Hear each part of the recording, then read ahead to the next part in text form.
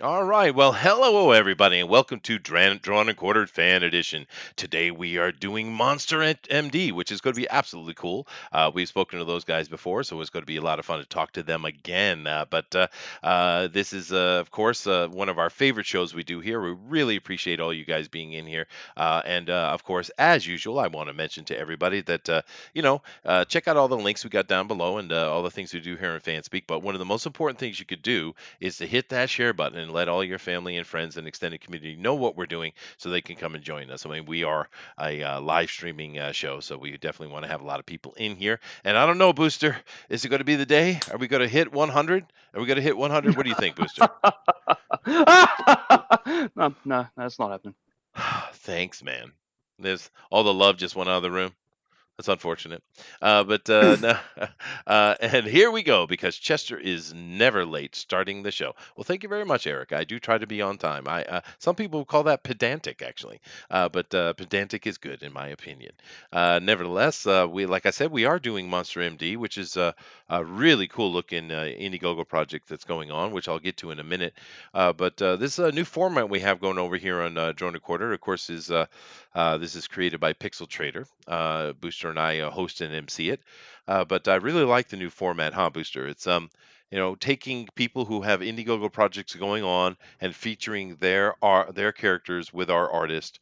I think it's really great. And of course, we still have the prize that is up, right? Whoever wins the show gets to go over to the Pro Edition and gets a seat at the table. So I love it. I mean, I really think it's cool. I feel like almost we should have done this from the beginning. Absolutely, it's great advertisement for us. I mean, the Indiegogo, yeah. Well, it is. It is good advertising for the Indiegogo, dude. 100%. Absolutely. So I thank you very much, Pixel, for having the idea to do that, and it's really cool. Do also keep in mind, guys, that as we go along here, I'm going to start coming in and talking to these artists here in a second. But as we go along, do keep in mind that we have a draw along. If you want to be a part of that, it's real easy. All you have to do is send your finished piece to hashtag DNQFE. Once again, that is hashtag DNQFE, and we will take a look at it at the end of the show. It's actually a lot of fun. We've really been enjoying seeing all the great art that's come. And actually, we got someone on here today who really caught our attention on the draw along, and we got him on the show finally. So that's really cool. Yeah. I love harassing people in that hashtag to come in. Just live harass them. Just be like, Yes. why aren't you here? It's good fun. It is good fun. I like it, and of course, we're really proud of all the great art we have here. So, what I'm going to do is I'll come over and start talking to these guys and seeing who we got here today. So, I'm going to start out with a couple of the old hats, and then I'll get into the fact that, dude, we got a lot of new faces today, which is awesome. But I'm going to start with Ghost of Henry. Hey, Ghost, what's going on, man? Intimidated. Got to unmute yourself there, buddy. There you go. Oh yeah. Okay. Awesome. Here I am. Nice to have you back, man. How you doing? Thank you. I'm fine. Are you ready to give us some Monster M.D today? I hope so. Cool, man. Yeah, I really love. Well, we had Von Klaus on the show months and months ago, and he was talking about this upcoming project, of course, which it's in progress right now. And when he gave us the layout of what Monster M.D was about, we thought it was really cool. We were really excited about it. So, and now to see it come to fruition is really amazing, actually. So, do you have any ideas? What are you going to do for? What are you going to draw today? You going to draw the doctor himself, or are you going to do something else? I'm gonna try the doctor and his nurse. Oh, sweet. I think a lot of people are going to go for that double up, which is neat because I remember, Booster, many, many months ago when we suggested, hey, let's do two characters. Everyone moaned and whinged at us. Do you remember that? Yeah, a little bit. You're not laughing now. No, they're not because they want to win. Yeah. So they're coming at it and saying, "I'm doing 2 characters, bitch." Mhm. That's what's happening, right? You get it. So Oh, it's all shit. good. You just come to my show and whinge. Right. Ding, ding. I do apologize. Do keep in mind, Drone and Quarter is different than the other fan speak shows. This is PG-13 plus, baby. Strap in. All right. This is your grandma's show. It isn't. Yeah, that's right. But Ghost, nice to see you again, man. Really looking forward to seeing the great art we know we're going to get from you, dude. Thank you. All right, man. And of course, another returning face we have here, of course, is Mets. How you doing, Mets? Doing well. How have you been? I'm doing wonderful, dude. I've been busy, and as we're sitting here talking, and Edwin Boyette has dropped in. He says, "Aloha." Well, aloha, sir. Nice to see you here. Yeah, we're doing. Mr. Edwin. I'm Mr. Edwin. Yes, hello. Always happy to have royalty come amongst us. He is the beautiful, sexy voice of the indie revival. So we all bow to Edwin. Everyone bow. Everyone bow. Okay. There you go. Hi. All right. It looks like you've already done some Monster M.D. I'm sitting here seeing a little bit of this. What are you going to do? You got to do him and his nurse, or you just go to do nurse, or what are you thinking? Hustle, because we got El Radimus Flash in here, dude, and We the do. things he does with a marker board Uh-huh. makes my manhood feel small. So, Oh, wow. I'm gonna really have up my game tonight. Yeah, you better, dude. That's weird because it makes mine big. So, huh? Yeah, Booster, quit talking about your small peni. You're always about the penis, dude, and the oiling men. What is know. up with you, dude? I'm disgusting. I can't help myself. I'm very excitable. Goodness gracious. Yeah. Anyway, thank you very much, Josh. Nice having you here, dude. Let me jump over to pleasure. another returning face before I get to the new people. And of course, we have El Guapo, or as he's better known, Caesar. Sir, how are you doing today, dude? What's up, guys? What's going? Yeah. Glad to be back. That is good to have you back, man. Great artist sitting here in the house, so that's always fun. What are you thinking, dude, about Monster M.D. here? What are you looking at doing today? Dude, I don't know. I'm thinking I might do a incorporate Monster M.D. with some of the demon monsters from my book. Who knows? Hey, that'd be cool, dude. Crossover and therefore self promotion is not a bad idea, dude. Oh, hey, might as well, right? I see the encourage it. creator into it, so that's awesome. Yeah, it is, man. Of course, we're going to be talking to the creator today, so that's going to be a lot of fun. We're really happy to have him back. Yeah. Before I introduce the new faces, I'm going to come over and say hi to him. But thank you very much for coming back, El Guapo Comics. Looking forward. What you got, man? No problem. Thanks. All right, dude. And of course, we have the man himself. Hello. How you doing, dude? Hey, I'm good. How are you? I'm awesome, man. Nice to talk to you again. We were just mentioning how we talked to you many months ago, dude, and we were so excited about this cool How long project. has it been? Dude, 6-7 months, man. And 6-7 months? you were talking about this exciting, So cool we definitely project. helped him. We definitely single-handedly helped fund him. Amazing. Wow. We did. Thanks, Is that what guys. we did? Thanks. Good man. on us. There you go. Good on us. No, we were talking about this really exciting project you had coming out. We were like, dude, that sounds absolutely cool. And then, boom, Yeah. here it is, man. Yeah. Here it is. 6 months later. I wanted to wait a little bit so we could get a certain amount done before we launched. So here we are. There you go. Good. I'm glad people are liking it, man. Oh, I'm no, excited. people are loving it, dude. And I have to say, it was a nice touch, adding and kind of teaming up with Shinobi Sasquatch, because that hit everybody. It was like, whoa, what is this? And then it showed your killer art and your project along with it. It's smart marketing, dude. Very smart marketing. Thank you. You caught us. Yep, we were totally marketing. I mean, both Cal and I had been on some shows together where we worked on writing, and we both gelled pretty well too. So that kind of paved the way for, hey, we both have these characters in these worlds that kind of blend well together, And so Cal came to me and was like, what do you think about a crossover? And I'm like, I'll do it, but we have to call it Shinobi Sasquatch versus. It's an old school monster movie, Yeah, absolutely. So, dude. Yeah. There you go. Well, very cool, man. Of course, we're going to be talking to you out throughout the show here and getting all the nitty gritty details. And do keep in mind that this is PG-13 plus, so don't be offended by the thing the artists do, because artists are what they are, dude. They're flaky bastards. Just understand that. That's right. Yeah, it is. But I'll come back to you in a minute, dude. I need to go and talk to our new faces we have here today. And of course, I'm going to start with the one right next to you, who is Matt. We got another Matt, another one, Booster. How many damn Matts are out there? Too many. Too many. How's it going, Way Matt? too many. How you doing, dude? Hello. This is Matt C. How you so doing? everybody knows. Now, Matt, you're a new face here. We got several new faces, so we'll probably go a little Yeah. past the 10 pass, but that's all right. So, Matt, tell us first question we always ask a new face is, how did you find the show, man? Oh, geez. Well, people were sharing the link around. Honestly, they were talking it up in other chats. Mhm. And I've always been a fan of Drawn and Quartered, and I didn't realize there was a fan edition until about a few weeks ago, I guess. And then I kind of snooped around and was like, you know what? I got to get on this. Yeah, Got to no, be you part do. of this. We I are. don't trust you people who are talking us up. Yeah, well, I know. Yep, I don't believe What you. is all this nonsense? We usually get insulted constantly. There were Matts talking y'all up. There were Dougs talking y'all up. I There's know. all kinds of people. Oh, wow. And Matt's. Wonderful. My The problem is goodness. the pros Must have been an usually army just of them. an army, right? But the problem is the pros usually Mhm. sling turds at us. So oh well, or at least yell at us. Jealous But of our just superiority. jealousy. Yes, that's what it is. But of course, keep in mind, Humanity first. no, that's all right, dude. But just keep in mind that we do have an actual prize here, guys. Whoever wins this gets to go to the Pro Edition, gets that great exposure over there, and occasionally actually meet some famous artists. They do have them occasionally. Mike Miller. But I said something nice about Mike Booster. You think he'll notice me now? No, he'll still always hate us. He will. He'll hate us and yell at us. He and stuff bullies like us that. live But on air. all right, Matt. So live on air, he will. Yes, he will. But Matt, all right. So that's cool. That's a very common way people have found it. Actually, is through links and chatter, which Yeah. is awesome, dude. Word of mouth. But the other question we Mhm. always ask a new face is, how'd you get into art, dude? Oh, geez. Well, I went to art school, and then I went to a year of med school, and then I found out about Monster M.D. So that's kind of Oh, there you go. my claim to fame.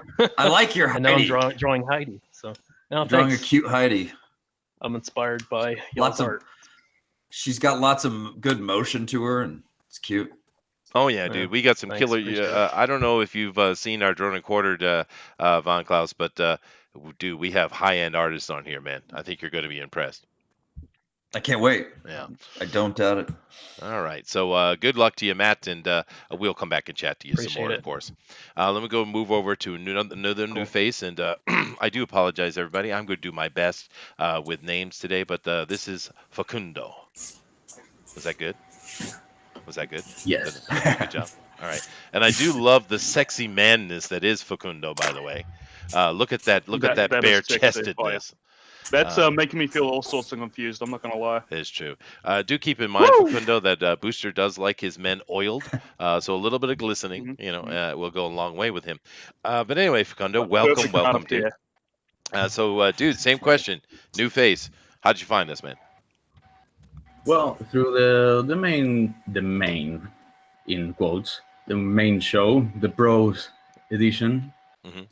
Also, I heard about the show, but I never saw the link, so I had to look it up. I did a little bit of research, and yeah, last week I saw for the first time the program with Doug. Oh, that's awesome, dude. Yeah, no, it was nice having Doug on. I love this new format where we're doing indie books that are ongoing and having the people come in. And we had Macho Dan in here, we had Doug Tenaple, now we got Von Klaus. I love this format. I think it's really cool, dude. But awesome. So the next question for you is, how'd you get into art, man? Well, as I guess as everyone else that's in art, you just like to draw and then you keep going. Wow, that's it. Yeah, it is. Wow. I actually didn't draw for a while, but then I got the bug again a couple of years ago, and now I'm enjoying comics. Awesome, dude. Awesome. And you know, the cool thing about that is I hear a lot of people say that. I've had many artists come on here and say, yeah, I didn't draw for years and now I'm back into it. It's really cool, actually, that so many of these really great artists are getting back into art because of the opportunity that is happening in the indie revival, man. It's really cool. And of course, that's one of the other purposes of this show is to showcase you guys, to give you hopefully opportunities. Someone here, some of the writers we have sitting here, hey, I like that art. I want to talk to that guy. That's what we're trying to do. So welcome, dude. Nice to have you here, man. And I do love that beautiful bare-chested Latino man. Oh, yeah. He's sexy. All right. Lovely.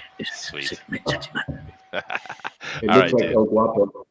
Yeah. Caesar's in the house. Sweet, dude. All right, let's move down the row. We got two other new people today, which is awesome.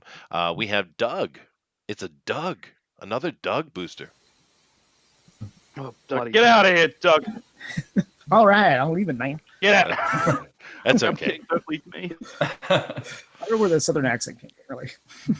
So how you doing, Doug, man? Nice to have you on the show, dude.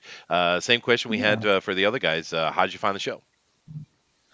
I think I was watching videos. Richard Seameyer. I guess that's where it kind of started, and just kind of popped up. It's along there somewhere, and I had to check it out, and from there, just kind of kept interested. Oh, sweet. Yeah, I think a lot of us started with Richard. I know that I kind of was watching Ethan do his portfolios and stuff, and just kind of interesting to see how art came together. And I was also watching Captain Cummings, and of course, Captain Cummings led me to Richard, and then led me back to Ethan when he started doing his Star Wars stuff. But yeah, no, it's really cool. A lot of us have that entry. So how did you get into art, Doug? How did you get into this business? Oh, the story I like to tell is that because of my dad, and it's not because he could draw, it's because he couldn't. I mean, he was just a farmer, and I walked up to him and said, hey, with a notebook and pencil, I said, could you draw me a person? So he drew me a stick person. I said, no, a real person. He says, well, you draw it. So ever since then, I've been trying to continue drawing and keep drawing. It just went from people to monsters to dinosaurs, just everything a boy would draw. Well, that's cool, dude. Booster started the same way, but the problem is I'm the daddy, which I don't know if there's something wrong about that. I feel like I need to take a shower or something, but that's okay. Yeah, I'll you be should have his crushed daddy. his dreams there. I should have. I made a mistake. But all right, Doug. Thank you, and we'll certainly come back and talk to you some more, dude. But lovely having you on the show, dude. Awesome. Yeah, glad to be here. All right, dude. And let's move down to our last new contestant, another new face. Wow, a lot of new faces today, huh, Booster? And of course, we have Dave. Actually, this is not Dave. I do apologize. This is El Rodimus. How you doing, El Rodimus? Can you talk to me? How's your mic working, dude? It looks like he might be frozen up. He was having a little bit of issues, but I know your camera's doing good, dude, but your mic is not working. How am I now? Yeah, you're good. Clean and clear as day. Oh, okay. Well, dude, nice Cool, to cool. have you on here. You have caught the attention of everybody because of your amazing hashtag DNQFE draw-alongs, and the fact that you do like 4 or 5 of them, and they're all killer. Now, I'm really looking forward to see what you can do with 2 hours, dude. That's what I'm looking forward to. That's awesome. So, and Like just 17 drawings. dude, just to keep in mind, this whiteboard was clean just a little while ago. All right. That's a whiteboard, by the way. He's sitting there drawing Godzilla. Or is that Gamera? That's Gamera. Yeah, it's Did you camera. just draw that camera. during the intro? He did, dude. Yeah. Yeah, during the intro. You While everyone madman. Oh my god! How fast are you? I'm so Yeah. scared. Yeah, I know, dude. Joe says the master of mystic dry erase arts. That's right. We have El Rodimus here. All Well, right, see, I dude. was worried this was a new board. I was worried my other one was cursed and it was giving me the power to do it. So Oh well, it's luckily this one's working too. it's good to see that talent is involved. Wow. That's nice. So tell us, same question for you we have for everybody else, dude. How'd you find the show, man? I found the show through the other show, and I think Edwin had mentioned it, and then that brought me over to here. And then I didn't even see it till like 2 or 3 weeks ago, just because my schedule always had me working on Thursday nights. Oh, I see. Yeah, Oh, it is yeah, tough to schedule it, but I think this is kind of like the best little window we can do for this. But it works out for yeah, most yeah, people, yeah. so I'm glad you come here. And of course, we do appreciate Edwin. He does a really good job of promoting this show, as does Jiminy Cricket. I used to moderate over on the Pro Edition and take care of the all the the moderating things and advertising the show and doing the straw poll and etc. But unfortunately, my schedule changed. But Jiminy has done a really good job of picking that up for me, so I appreciate him a lot.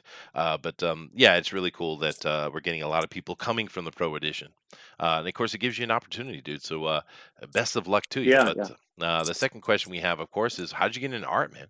Obviously, with a whiteboard. The whiteboard was sort of an accident because I worked at a dog daycare, Uh-huh. and they had whiteboards in every room where you would write down all the info for the dogs. And me and one other person would draw back and forth. And you just learn to draw really quick because, you had 40 dogs in a room and you're watching You them should and drawing. do a book that's just whiteboard art. Yeah, I've thought about it. Just send 'Cause people I've always- whiteboards. I've always yeah. The shipping is insane, but the book is great. But dude, those whiteboards, like I'm always surprised at some of the like energy that comes out of an artist who knows they don't have to worry too much and they just flow with it real fast. Mhm. Right. Style's awesome like that. Like your style has that. And I'm always like, dude, I want to keep this. But like as a kid, it would be like something you drew on like a paper tablecloth thing, and you'd have to like tear the whole thing out and take it home. Take a little picture on your phone and put it into a book. Yeah, yeah. Could be Well, cool. Yeah, I mean, that's the great thing is I've been cataloging most of them. So Yeah, no, they are really great. That's Dumbest awesome. Name does have something to say here. He says, "Does Elrodimus draw on paper?" Well, I do think we're going to find that out today, actually. Yes. Yes, so we're gonna get Oh, some yeah, of interesting course. things from you, dude. So thank you all very much for joining us. Love to see all these new faces. We are a little later than we usually like to start, but that's all right. We want to come and chat with these new people, and we will keep talking to them. But we do need to get this thing on the road. So Booster, start us out, man. I don't want to do a countdown. I said last time that we should. The man of the hour should do the countdown. I believe that this goes is a to fair point. That's a fair House. point. I think we'll do Mhm, that. mhm. Just keep in mind, guys, we do have a 2 Also, I hours. don't like doing the countdown. I know you, and you're shit at it too. So that's Yeah, I kind of an am. I'm important very point. shit at it. Yeah. I've been trying to. I've been trying to build up the Booster. Understand that. I've been trying to train him, and it's Yeah. kind of like dealing with Yeah. training weasels or something.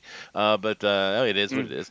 Do keep in mind, guys, you get 2 hours to draw your pieces. The only rule is no color.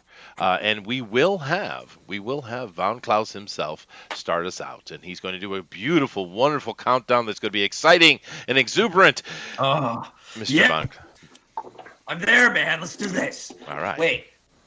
What's the countdown on this thing again? I don't remember how they do it. Do You they can- do you like can a start let's from get whatever. ready to draw? Oh, I like They're that. like That draw. draw. that was Okay. Was that it? Is that what I get? That was it. Is that it? Damn. Did you All not right, guys. hear 5, 4, him? 3, 2, He 1. did like Go. a whole thing. Damn it.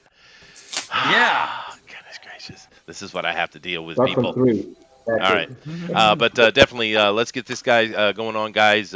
We love to see what you're doing. I'm going to talk to Von Klaus a little bit here, but don't worry. In a few minutes, I will start showing the art, as we always do here, as we continue to chit and chat. I do see we have about 50 people in here, which I do appreciate, guys, but really want to hit that 100, man. I really want that 100. So therefore, what I need you to do, if you would please, of course, hitting that like button helps us out. Subscribing, awesome. We love that. What we really need you to do is share it out. This is a live stream, guys. Share this out and tell everybody to get their butts in here, man. And we can hit 100 because I don't know why that's important to me, but it is for some reason. And Eric says 100. There's no please in Chester. I do apologize. Anyway, Von Klaus, man, you are the man of the hour. Are you ready to deal with the absolute insanity that is about to take place? Please. It's how I live anyway. Let's just get it going on. All right, rock Get on. insane people. Now, these guys, of course, are already into it and starting, but what we need to know is you need to explain your book to us. Of course, it's on Indiegogo. Let me come and share this real quick just to show the guys. But the project is ongoing. Here it is right here. It Yeah. is called Monster M.D. It says, "Evil needs a checkup. Dr. Black and right. invisible assistant Heidi have misadventures in monster mending." Sounds cool, dude. But Oh my God, will you please narrate my life? I love this. I can be persuaded, especially if there's chocolate and peanut butter involved. Now, dude, tell us what's the deal. What is this book? Who are the characters? I know we talked This about it a long book- time ago, but go ahead, man. Yeah, man. This book is about Dr. Wyatt Black, who's a underground doctor to the local monsters, and he wants out. Like, he's fed up. He almost gets eaten every other Tuesday. He's sick of it. But then his invisible surgical assistant, the cute Heidi H. Hyde, gets kidnapped by his living nightmare, the masked madman who kills monsters and took off his arm years ago and ruined his medical career. And Wyatt ends up having to utilize and help or work with the monsters to win Heidi back and confront his nightmare. We don't know if he's out of monster mending for good or not, but we'll see by the end. That's pretty much it. It's a story I came up with back in 2015. I've been working on it and polishing the hell out of it ever since. And it's been like a labor of love, man. I've just been refining it, making it the best product I could possibly make it. So this is my first book I'm putting out, and I'm just really confident, feeling good about it. It's an honor to be on this, by the way, with these awesome artists. This is kind of blowing my mind right now. When you create, you want to see other artists do your characters, because I don't know, maybe it's because it gives them this feeling of legitimacy, or being more real, or being more in people's mind's eye, and that makes you feel good as a creator. But yeah, man, this is just an honor. Thanks for having me. Oh, no, dude, we're happy to have you, man. Like I said, when we talked to you before, we really liked the idea. The premise was cool. And it was actually something that was kind of newish, you know. We had seen some other kind of similar takes, but not quite the one you had done, and we thought it was really interesting. Right. And now that the fact that it's doing really well, I mean, you're over 16,000, right? One of the things I think it's really interesting, which we already mentioned in the beginning, was hooking up with Shinobi Sasquatch as well. I think that was a really good crossover. Oh, So it's been great. now you guys are planning on doing a versus book, right?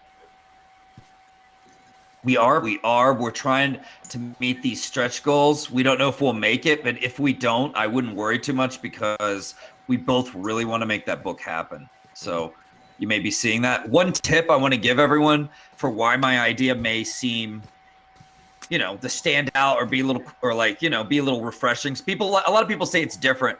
It's because I literally took the opposite of what's popular right now, and I did that as my concept. Because I'm seeing a lot of Monster Hunter characters, and everyone has their Monster Hunter story, and that's cool. I have my Monster Hunter story too. I think a lot of writers have that story, because it's such a fun type of genre to write within, But I just wanted to turn it on its head and be like, what if it was a doctor to the local monsters? And it made me laugh immediately. It's kind of ridiculous, but that makes it kind of charming. You have to be able to figure out what's ridiculous and you need to stay away from, and what's ridiculous and charming as hell, So that was Monster M.D. for me. Well, you know what it brought flavors for me was the Dresden files, right? Because Dresden is kind of like a detective pseudo cop type of character in the monster world, right?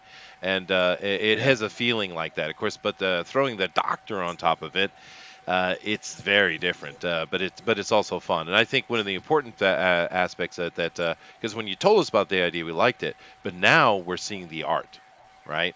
And that really, really, really locks it in. So tell us about your team, dude. Oh, man, what a team. This is the best team I've ever worked with. This is Marco McCagney from Italy, an artist who does stuff for Action Labs, actually. And he does great monster stuff for them. I just love to look at his art for whatever Action Labs has him do. He does a lot of cover work. He's an incredible artist. I think he works digitally, and he's got this very flowing style where his inks are very liquidy. I could put up art of it if you want, or I could just, I'm showing art right now, dude. Yep, I'm on it. Oh, cool. Yep. Thanks, bud. I appreciate that. So like he brought this sensibility for monsters, but also drawing things in a cute way, and also having like a good sense of action and mixing comedy with seriousness and horror. That I knew he was the artist I wanted, and I really lucked out in getting to work with him, because I hired him when I first met him to draw just a little splash page for me of Monster MD, so I could use it to promote my book, my other version of Monster MD that was not that good, the first version back in 2015 or so. Much more indie, much more grimy version. And he did such a good job. Like he nailed it without even much direction. I was like, this guy gets Monster MD. He gets the perfect, mix of comedy horror that I'm going for. Yeah. And I was like, maybe I could work with him someday in the future. And man, when I asked him, he said yes. And I was just like, really? Is this real? I didn't really believe it at first. So that was a dream team thing. And then we moved on to Tanya Wicker has been my colorist for a long time, and she's amazing, and no one seems to know her. And I think that's a tragedy, because she's that good of an artist. I hope that Monster MD helps Marco and Tanya just blow up, man. Like, they're amazing. Her colors work really well with his stuff, so she's getting hired to do a little bit more work actually for his company, I think, for Action Labs. So I guess now my colors must work for them too. That's kind of awesome. I didn't think about that. But she's from Russia, and she's very mysterious, and I don't know much about her, so there's not much else I can say. She's just Russian and mysterious, and I think I like her that way. I think that's awesome. Well, the color is really good, dude, and the art is very whimsical and cool. It's I love it, dude. I love it. Thanks so much. Thanks. Yeah. I lucked out at the Dream Team, and of course, I got this guy. I don't know if you've heard of him, Eric Weathers. Yeah, no, we know Eric. Yeah. we know out Eric Weathers. Yeah, the guy who lettered the world is what I'm going to call him. Yes. He letters everything. He does. He does. The guy who lettered the world. And he lettered my heart. Oh. Aww. And he signed it. And he signed it. Yeah. Lovely letter. Yeah. Oh, he's great. He's awesome to work with too. Obviously, everybody knows this. Everybody's hiring him. He's got that great eye for lettering that I totally get why everyone wants to work with him. Yeah. Nice guy. Eric was actually part of the project, the Tales from Beyond the Gate project, which got really close but didn't succeed. But we are going to try to relaunch that in some form sooner than later. But awesome. No, we know Eric pretty well over here. He's a really, really cool guy, very professional, and a really good artist too. Not just a letterer. He's a really good artist as well. He really is. He really is. His next book is going to probably be pretty killer, because that's the one that's the book he's been waiting to do, and he's like stoked to do, is that Oz book. Yeah.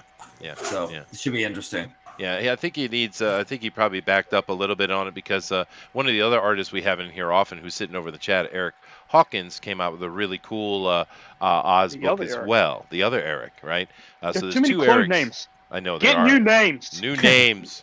Yes. I mean, you all laugh at me for being Chester Cornelius Busby III, but damn it, find another one, because you're not gonna, right? You can't. That's it's right. Not possible. That is right. That is right. I am unique, baby. But now I'm sure he will come out with that after. His story is very different than Eric's, even though they're both in Oz. So I think that's actually cool. But we will be expecting that. Now, the question I have, I'm going to start actually showing the art now, Von Klaus. So I'm just you and I keep talking here, but I'm going to start showing the art. Just to let you know, Matt, you are white box, dude. So now, Von Klaus, tell me, what do most people call you, though? What should I call you? Just Von? Yeah. Okay, yeah, just call me Von. I'll call you Von. All right. Now, I do have a question. I just was showing all the art and showing your page off. And, of course, one of my mods, probably Booster's already done it, has that link up if you guys want to check that out. It's a really cool page, guys. But one of the questions I had about the book is I see you took some special care with a van, and images of Scooby-Doo and Punisher came into my mind. Uh-huh. So tell us about the van. And a lot of people say turtle van too. Little turtle power. A little bit, yeah. A little bit, yeah. I didn't even think about. It's one of those things where I didn't think about it, but I totally see how the Ninja Turtles made its way in, because that was one of the first comics I ever read and got. It's one of the comics that makes you love comics forever. I would have to say, is Ninja Turtles was one of those for me. Probably Wolverine too. Like I was a little kid that loved the really violent comics. Like at an early age, I loved the really crazy, over the top, violent comics. I don't know why. I just thought they were cooler and more. I don't know. Maybe when you're a kid, you like that feeling of, oh, I'm more mature. I like more in depth, whatever. Stuff. Oh, sure. But it wasn't that in depth. I mean, but it was still. Those books are still pretty awesome to this day. So yeah, man. The van basically evolved from the idea that Dr. Black, I wanted him to have a lab to work in, but I wanted it to be mobile and kind of just be like a cool superhero has a cool car, right? Right. Like let's do this right and give him something cool that it's kind of like, but it also it lends itself well to the character, and that's something for writers to think about, because it's a vehicle that's kind of beat up and fallen apart and looks kind of haphazardly put together. And it kind of reflects the main character who owns it, who sleeps in it, who eats in it, probably shits in it. Let's just be honest. More than so likely. he has to convert this thing into his home, and it's all gross and beat up, and it just represents the character and kind of his lowly state. I wanted to make a monster doctor that's like, barely able to keep it together, man. Like he's halfway, if not a mad doctor. You know what I mean? Sure. Mad scientist type of thing. But why did you decide to go with a 70s-esque, sex van instead of the, say, Winnebago? Oh, that's a great question, actually. Yeah, it's a sex van. I mean, you got to have sexy things in your comic. No, I actually think that Marco and I were working it out. I think he added that style to the front that made it like a sex van. That's just like good old-fashioned Italian sensibility. I shouldn't take credit for Marco's brilliance. Okay, someone write that down in the chat. A good old-fashioned Italian sensibility. Words that are never, ever put together in the same sentence. Go ahead. That's right. I just picked up on something. Is your main character wearing a Mayhem shirt? Yes, he is. Oh, look at that. He likes his black metal. He likes his black metal. Mm-hmm. Makes sense. A lot of people notice that. I can't believe how many people comment on that online. They're like, Mayhem, sweet. Like in all the forums. It's so funny, man. I'm a bit old school. I love it. I'm like, yeah, that's right. That's right. I'm a bit old school. I much prefer Judas Priest or something. Yeah. I'm sorry? I said I'm a bit old school. I'm more like Judas Priest or something like that. Oh, I love Judas Priest. Yeah. Hell yeah.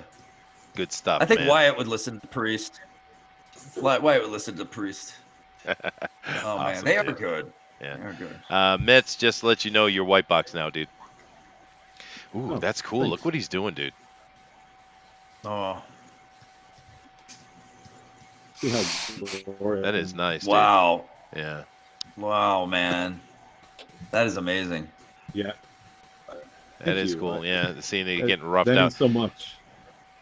Oh, you're welcome, dude. That's one of the things I love about this show, actually, Vaughn, is seeing everything kind of getting fleshed out, coming from the framework into something. That's a really cool part of the process for me. The end product is cool too, but seeing how it gets made is interesting, especially when you get those kind of people like. Of course, I'm doing one at a time, but let me just jump over here to what Ghost is doing real quick. And just to kind of show out the point, he's penciling, he's starting to get his inks in. But you get people like, for instance, I noticed Dan Fraga on the Pro Edition. It was really kind of cool because he just started drawing at random places on the page. There was no pencils, there was no blue pencils. He just started just drawing, and in the end, it became something. And it's like, how in the hell you see that, right? But these artists have the ability to do that, Yeah. It's really That cool. is so cool. The way they must be working in their mind is really cool to see play out on the page. Yeah. So it fun. It is. It takes me back to this is my theory. You guys can totally tell me I'm wrong if you want. My theory on why we become artists like this is that when you're really young, you draw with your friends and you have so much fun doing it, you just keep doing it. That was my theory on it. because with my friends back when I was little, we would draw all the comic book characters, all the Marvel characters. We tried to draw Wolverine. We drew like Mad Max characters. Like we drew like it was all about drawing big, epic, badass things. You know what I mean? We didn't draw like trees and clouds or whatever. I don't know. I bet most kids draw crazy, weird stuff. That's when your imagination is just raw and big and unleashed, right? So you get addicted to that feeling of drawing with your friends, talking shit, whatever, laughing it up. And I don't know, you keep drawing. Well, now what I get to do tonight is hang out with a bunch of guys while they're drawing, and I just think that's fun as hell. Like I haven't done that in way too long. I think that's fun. Well, no, it is really cool. We do have a few comments here from the chat I think are interesting. Joe said, I almost decided to draw him operating on Eddie from Iron Maiden. This is someone who's doing the draw along. Do keep in mind, once again, draw along is at hashtag DNQFE. Once again, that is hashtag DNQFE. You draw along, throw that there, and we'll all take a look at it, okay? But yeah, dude, stop and redo it. Go do another one. I want to see him operating on Eddie, dude. That would be awesome, dude. Amazing. It would, dude. Priest is getting some devil horns for Priest. Awesome. Adrian, Arthur, the uncanny Kodiak says, that's because Fraga is a machine. Yes, he is. Adrian says, because Dan Fraga brings the boom. Yep. Fraga boom. Fraga is awesome. But I just think it's really cool to watch people like that when they work, and it's interesting because it's just like, how in the hell are you connecting this point on the page that is far away from the other page, but in the end, you know exactly what it's supposed to look like. I don't know how that works in the brain, but you know.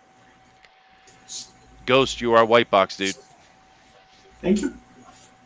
That is cool. Look at that, dude. Look at the face he's got going on there. That's interesting. Wow. Yeah. Now, tell us a little bit about Dr. Black. Now, he used to be a doctor, but he lost his arm somehow. Yep. I mean, explain Black a little bit to us. Dr. Black was a pretty brilliant surgeon in the making, but he's kind of a little rebellious shit. He was a little arrogant back in the day when he was in med school, and he would sneak around and work on bodies after hours so he could practice and do experimental things that, you know, let's be honest, are a little on the side of mad scientist, right? Not hardcore though, but he was like, I kind of like the idea of a character who already had like 1 foot into turning into what he turns into, you know, his hero. So he had everything going for him, and then he ends up getting into this horrific confrontation with this masked madman who was stealing. Like when Dr. Black went in after hours to work on bodies, he ends up running into this masked madman who was there stealing bodies, and he ends up getting his arm cut off with a bone saw horrifically, and then thrown out a window onto the street below, which almost kills him. But he ends up getting I'm not going to reveal all the specifics about it, but let's just say there's a reason he works on monsters, and it might have been because he was saved by one. Okay, so. Maybe. All right, cool. Of course, there has to be that backstory. Yeah. It is important in there. I do have a few more comments in the chat that I think are interesting. Adrian says, Dan Fraga has Rob Liefeld to thank for his skills. Oh, Adrian. Goodness gracious. Model 316 has something to say. He says, I am operating the dude counter tonight. There is smoke coming out of it. Dude!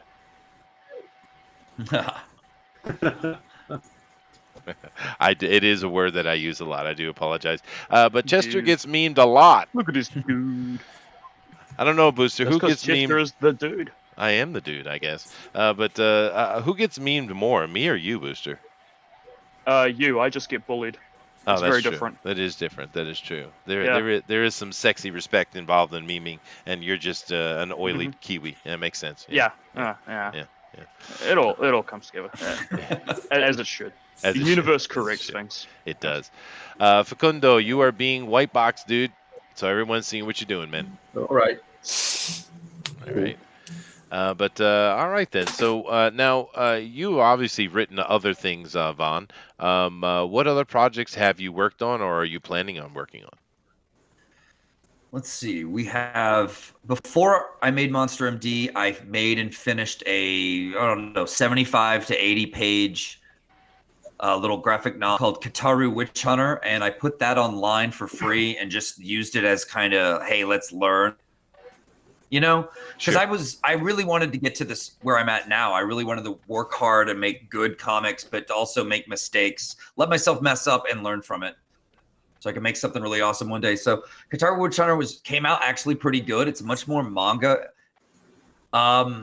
which I like, but I realized that I'd rather just do things my own way and maybe draw things from manga rather than being one of those guys that's like everything's manga, right, kids? You know, I don't really. I know that seems like the popular thing to do because manga is so popular right now, and I love it, but it's not me anyway. So, yeah.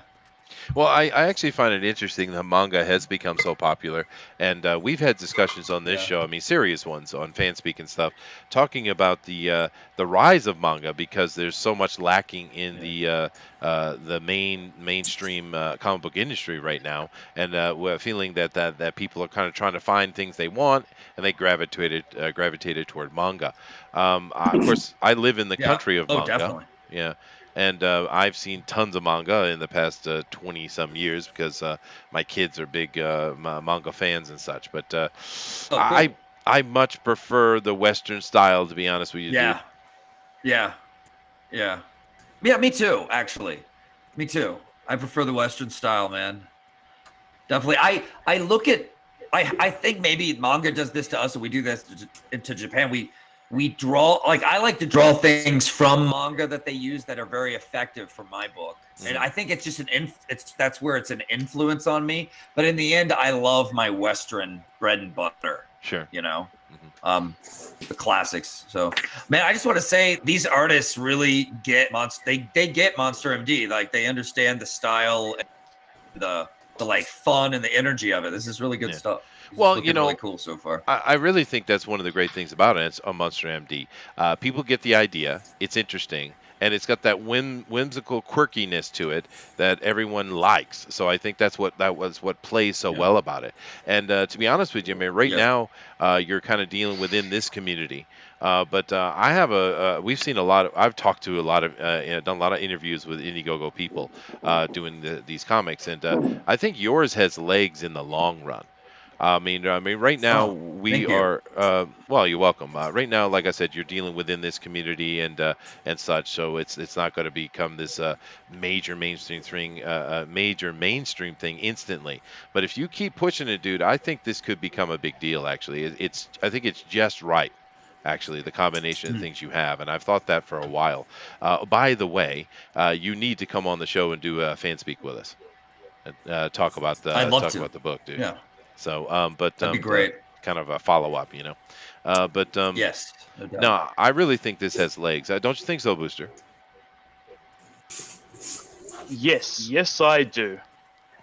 Okay, he wasn't paying attention. Understand that he was pouring alcohol, eating a pie, or looking at Bob's. Which one was it? All three. All three. Damn it. Also, I'm drawing Heidi. I do apologize. Would you like to see what I got? Oh, fuck. So far? Yeah. Go ahead. All right. Fine. Is it a blank page? No. Oh, screw you! You screwed up my joke. Yeah, screw you. I'm not even gonna bother now. I had a blank page. I was gonna brag about how I had like a sexy naked ID.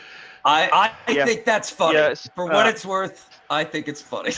No, well, it's not anymore. Easily.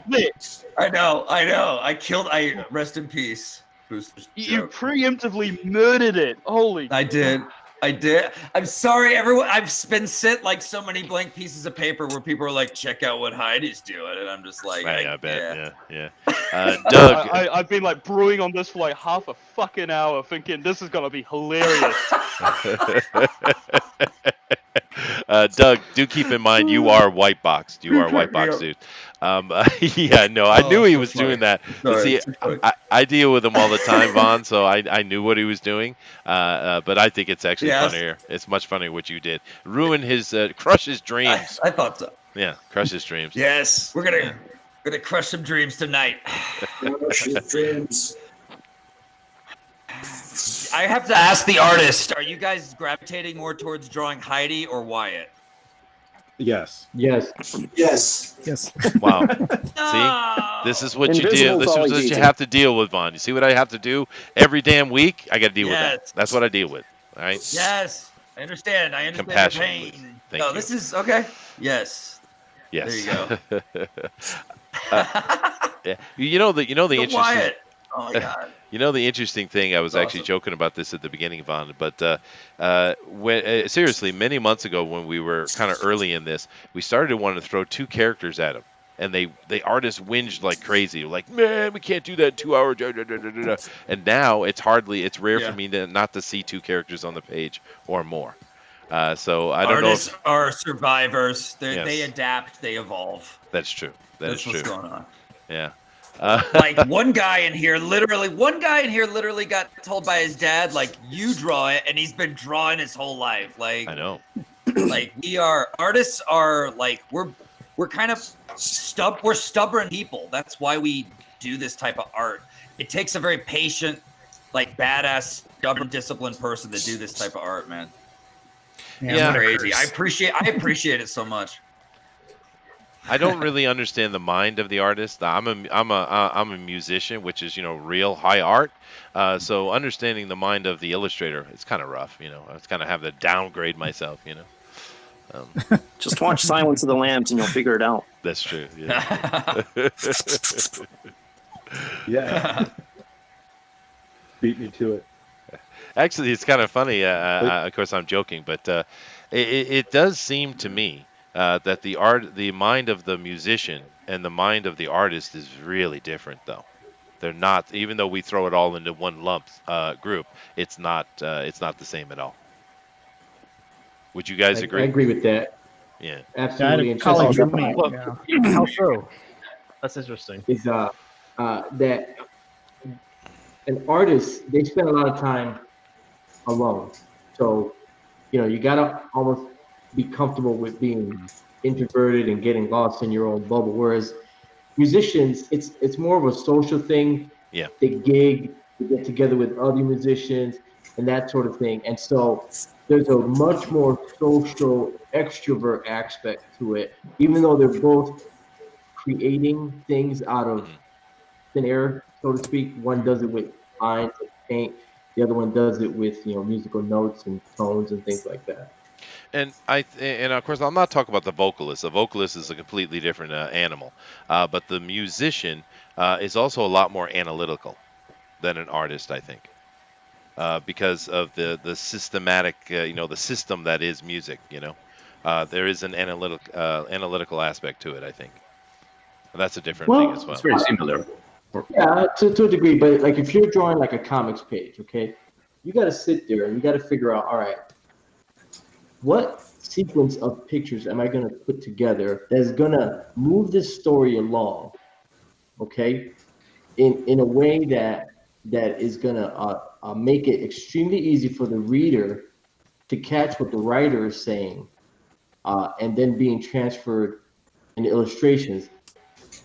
And then while you're doing that, you got to also have the math to like do things like perspective and figure out dimensions and size and ratios and these sort of things. So there is some of that to that as well, but it is kind of a natural flow, especially when you're just sketching. It's more natural. Now that's I will. Yeah, go ahead. I will say this. As I've been working on Monster MD, I've been thinking of my team and I like a band. And when I work with other writers on things, like I would talk with Narwhal and Cal, Jameson, and everybody, and we talk about writer stuff. Like, I feel like we're two musicians with our instruments jamming. Like, because I've been in bands before, and I've jammed, I've written songs with people, I've done that creative thing in the past. And like now that I'm more, now I do comics, I'm like, I think like of teams that you put together for your book is being like a band. Can you guys jam together well or not? And I've been thinking about different panels visually, and if they're like a note in a, they like makes you move and flow different, even though it's visual. I've been thinking about. It's weird that we're having this conversation because I've been thinking about music a lot in terms of comic creation. It is interesting, and just so you know, El Rodimus, you are being white boxed, and dude, you guys better All right. bring it because he's freaking bringing it, dude. I mean, Jesus, Wow. look at that. Yeah, he's not playing around, Jeez. and we have got a lot of time left, a lot of That's so time. cool. So it is very cool. But to continue that conversation, I'm going to come over here and chat in a moment. But to continue that conversation, though, here's another question for you, artist. Now, when I'm on stage playing my saxophone, particularly, singing vocal is a little bit this too, but the saxophone particularly, because I'm mainly a soloist, right? So when I'm up there playing and I got the band behind me, it actually what happens is everything is kind of slow and the music of the background becomes almost like this dull, muted roar behind me, and I'm kind of like in my own little internal world as I'm playing and bouncing around within the rhythm they're making. It's almost zen-like in a way. Do you guys? I know that's a Flow. weird thing to say, but it kind of is like that. Do you guys have that kind of feeling as artists as well? No, you're just being weird. Absolutely. I'm sure everyone here probably. I could relate to that. You know, you sit there and draw. Play jazz? Is that what you're What playing? the- Or? I play all kind of things, but Yeah. I mainly have a blues band now. But I was a jazz pro for a long time. Well, go ahead, Ghost. You were saying something. No, not me. All right. Who was that was speaking? I know Caesar was saying something. What did you say, Caesar? No, I was just saying that you know, when you're doing those things like that, it's like that with the basketball or athletes called getting in the zone, Mm-hmm. where trying to go into this space, and it's like within that space is where like the compactness of your creativity and flow is. And so for an artist, especially a comic artist, you know, there's been times when I'm drawing and I'm like, hey, listen, I'm gonna go into my studio for, you know, an hour or two and get some sketching done. Next thing I know, it's like 7 hours later. You know, I've created like this whole illustration. My wife comes out like, where the heck were you? It's like 4 in the morning, and you get lost in that. Time becomes immaterial. It's almost Yeah. like an extra dimensional experience, and musicians tell me of the same kind of thing where they're just flowing, and it can last a short bit or it can last a long bit, but it's just a flow and it kind of ebbs and goes in. And it's pretty amazing. It is Wow, cool. that was well actually. put. Yeah, it is. It is cool. I'm seeing like a little bit of John Constantine in one of the pieces. That's interesting because other people have told me they think the main character in Monster MD's got a little John Constantine in him, and I agree with that. I could see that because I've always loved characters like that. Well, that's El Rodimus that has the Constantine look for sure. I am white boxing El Guapo comics right now, though. So just to let you know, you are on the screen, Caesar. Yeah, no, I think it's an interesting conversation about the connection between the various different kind of artists. I do know, I don't. Maybe this is the same thing for all humans. I have no idea. I've been playing saxophone since I was 5, so it's like my life. The interesting thing about when you're playing, and it sounds like with artists as well, time slows down, right? And which is, you know, just as a side note, this is why a lot of musicians smoke weed, dude, because weed actually slows your brain down even more, right? The point I'm making is it translates into my normal life as well. Many times, when I was like on the football field or when there's some kind of panic situation, my mind goes into a slowdown mode, not a speed up one.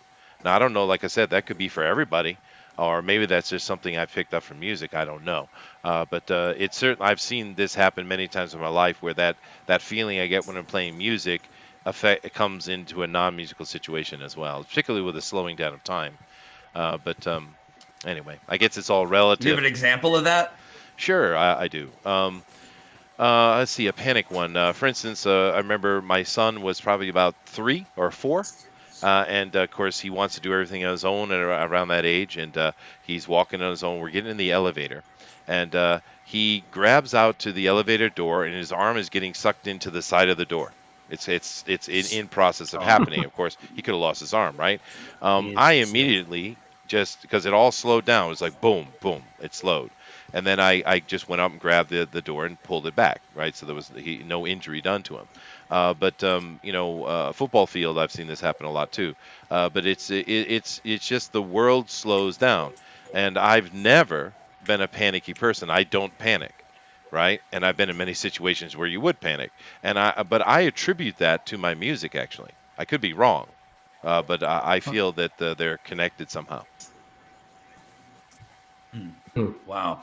Yeah, I mean, it's like bullet time or something. You just kind of it slows down. Adrenaline.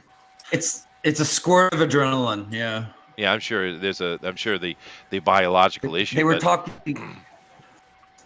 What were they saying on Doug Tenople's channel? They were just talking about inker's high, where you finish inking and then you're like there's this feeling of euphoria where everything works out really well. It all comes together. The page kind of starts to finish up. There's this great feeling from that. There's a rush you can get addicted to from that.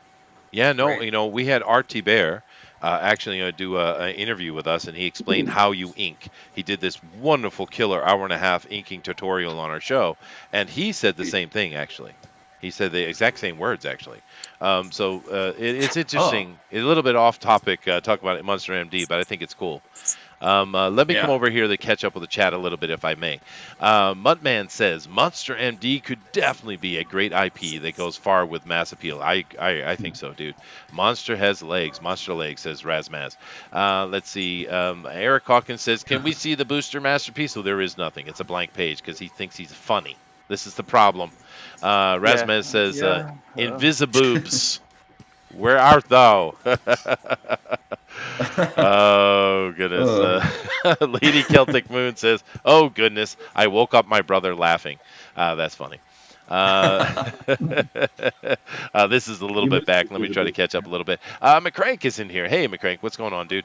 He says the 2D cuties is the pinnacle of all art, including music. All right, there you go. And I'm not a 2D cutie though, McCrank. Is that a problem for me? You think it might be? Is he talking about weeb shit? Kick him. He might be, dude. What the heck is that? Now Joe says he is an artist and a musician. Interesting. Eric says, I believe Doug said it's best last week. Artists don't want a real job. It's probably true. It's probably true. Bullet says, but a lot of artists are musicians as well, though. I can't relate because I'm a really, really crappy artist. Although I can do graphic stuff like the intros and stuff I put together. I don't know if they're any good, but I put those intros together. That's kind of an artistic endeavor, I think. Maybe, I don't know. But Joe says Mike Oldfield, Glenn Gould, etc. Introverted musicians. Very good point, dude. That's quick knowledge too, Joe. Good on you, man. He continues and he says, and no, my music is very organic and an improvisation while also being analytical theory-wise. Yeah, well, you can't be. The thing about music, and I'm answer this question for me, guys, with the art point of view. I am coming back over here to Matt, by the way. Matt, you were on White Boxed again. Here's the thing, though. I'm just drawing a crack. Oh, awesome. That's perfect timing. Sorry. But with a musician, what you have to do is you have to practice, study until you master the theory of music, and then you take all of that and throw it away and start being a musician. That's when you actually begin. Is this the same for an artist? Yes, exactly. Well, sure. I don't know. I think you kind of internalize the rules. You might think that you're no longer following them, but you've just learned to be fluent. You know, it's like learning a new language. Yeah, that's probably true. You're not aware that you're speaking the language anymore. You're just thinking in that language now. You know? Yeah. Oh, that's cool. We're learning here. This is educational. All right. Let me clap back. Clap back. Bunch of educational programming on my show. Yeah, baby. Well, you know the thing is, I like it. I like that we're like kind of getting a little deeper, and we're not just talking about like SCW drama or any weird, Oh, dude, we don't do drama or the here new at all, X-Men dude. movie. Like, can you believe it, bro? Well, we There we covered go. that in the That's what I news, like and, to hear. and it's sad, but that's not the place for it here at all.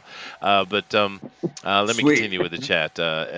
We let's don't see. care for drama. We don't cover the Twitter nonsense either. No, it's nonsense. Thank yeah. you. Yeah, we no. just stay away from it. Yeah, we love comic books. No wonder. This is why we're having the good conversations. Yeah. Well, Yeah, we're this is good. we're fans, right? I mean, that's what we're not here to bitch. love We're it. here to have fun. But Adrian says, yeah, I That's agree with exactly that right. assessment. I have done both. I'm an artist and I have played bass in a punk band. Sweet. They are two different types of creativity there. I think artists are analytical more than you, though. Really? That's interesting. I don't know. But that's interesting. He thinks artists are more analytical. Well, Joe if I said, may, yeah, go ahead. a lot of people forget that Depends on the artist. animation requires a lot of rhythm.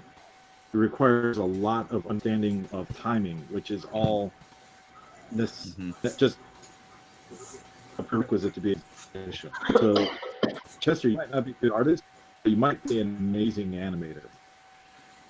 I don't know, maybe. What's the thought? Well, like I said, I just Pixel taught me how to do intros and video editing and stuff like that. Well, he pointed me in the right direction. I went and studied, and I actually love that, dude. I have a lot of fun making those intros and videos and stuff. It's cool.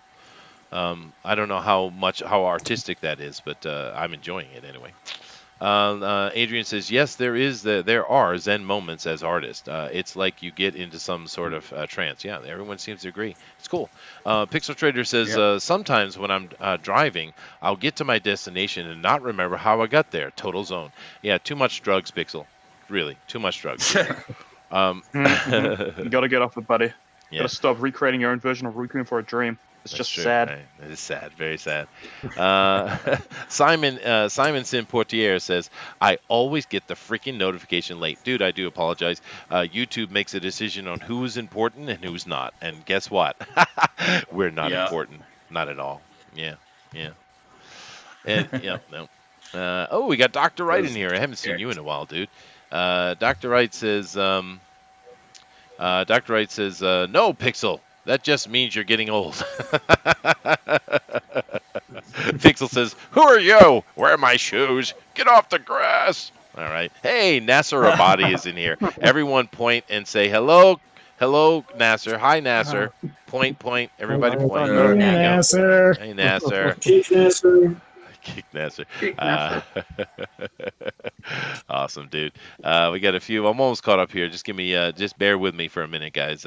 I'm not going to read everyone because I can't, but I'd say, Turtle Rabbit is in here. He says, like when Chester ripped that dude's ear off. Everyone keeps coming back to that. I shouldn't have told that story, dude. I'm never going to remember the time that you brutally, maliciously to the ground and just tore off his ear with your bare hands in a bloody rage. Dude, he didn't even do anything to you, man. He was just minding his own business. Walking.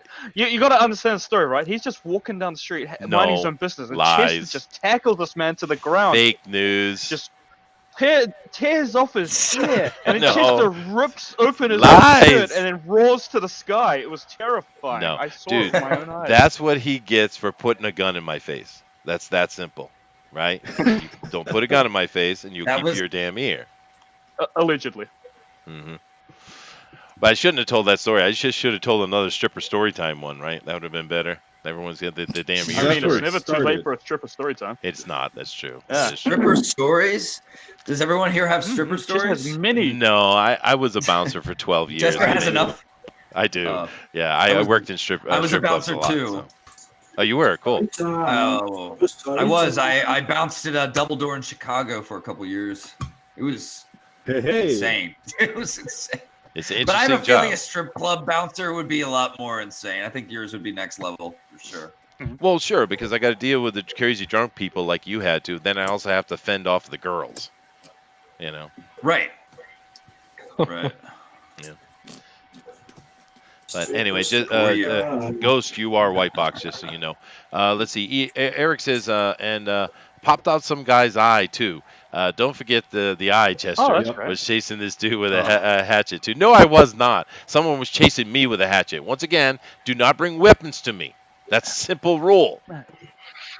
Just stay away from Chester. In fact, he will brutalize you. I don't know. Next time someone goes after him, he might tear off someone's arm. For all I know, Chester's a damn monster. Yeah, but he'll get it back. That's what one forgets. Is he's kind enough to just That's right. do it and then hand it back. I did. I Sorry, here did. you go. I gave him his ear back. I did. I did. Well, as They a reminder It's to what ultimate you did gentleman. to them. well, they took him to Did you the. do like tell me you did an action movie thing where you like whispered in the ear before you handed it back? to No, him? dude. Or, like, I was actually felt bad for him. And they went and they sewed it Don't back do on in the that hospital. again. Nah, that wasn't that cool. It was actually a stupid situation anyway. But no, he just pointed a gun at me, and I just before I knew it, his ear was in my hand. It wasn't planned or anything like that. oh, jeez. Yeah. He They pissed- always say it only takes like a small amount of pressure to take off an ear. I guess you proved that. Yeah, no, it came because I wasn't even trying to get the ear. I was just trying to grab his. I grabbed the gun with the left hand, and I scooped over. I ranged over to the left, and then I put my right hand to put it on the back of his neck and just put him on the ground. Right, typical submission move. Right, and it's just I missed the back of his head and I caught his ear, but I did it with such ferocity and speed that his ear came off. That's just the way it happened. You know? It happens. It does. It does. Damn, what speed we've were all been you there. at, dude? Were you at max speed? For Was that your max? Max speed. was that my max speed? Tell me you're at max speed. No, actually, it was such a Not even Chester's final form. no, Not it wasn't. even final dude. form. No, dude. God, I I'm love gonna it. be memed forever. Forever. See, Vaughn? Yep. Do not share real life stories with people because they're all bastards. Just keep that in mind, dude. I think that story's awesome, but okay. Well, it's actually like a. Chester, Oh, go ahead. when you were handing the guy's ear back, did you say, "Don't point guns"? You hear? Yeah. No, dude. Actually, it was like, oh, dude, sorry, dude. Model. There's some more dudes for you, by the way. I hope you're counting.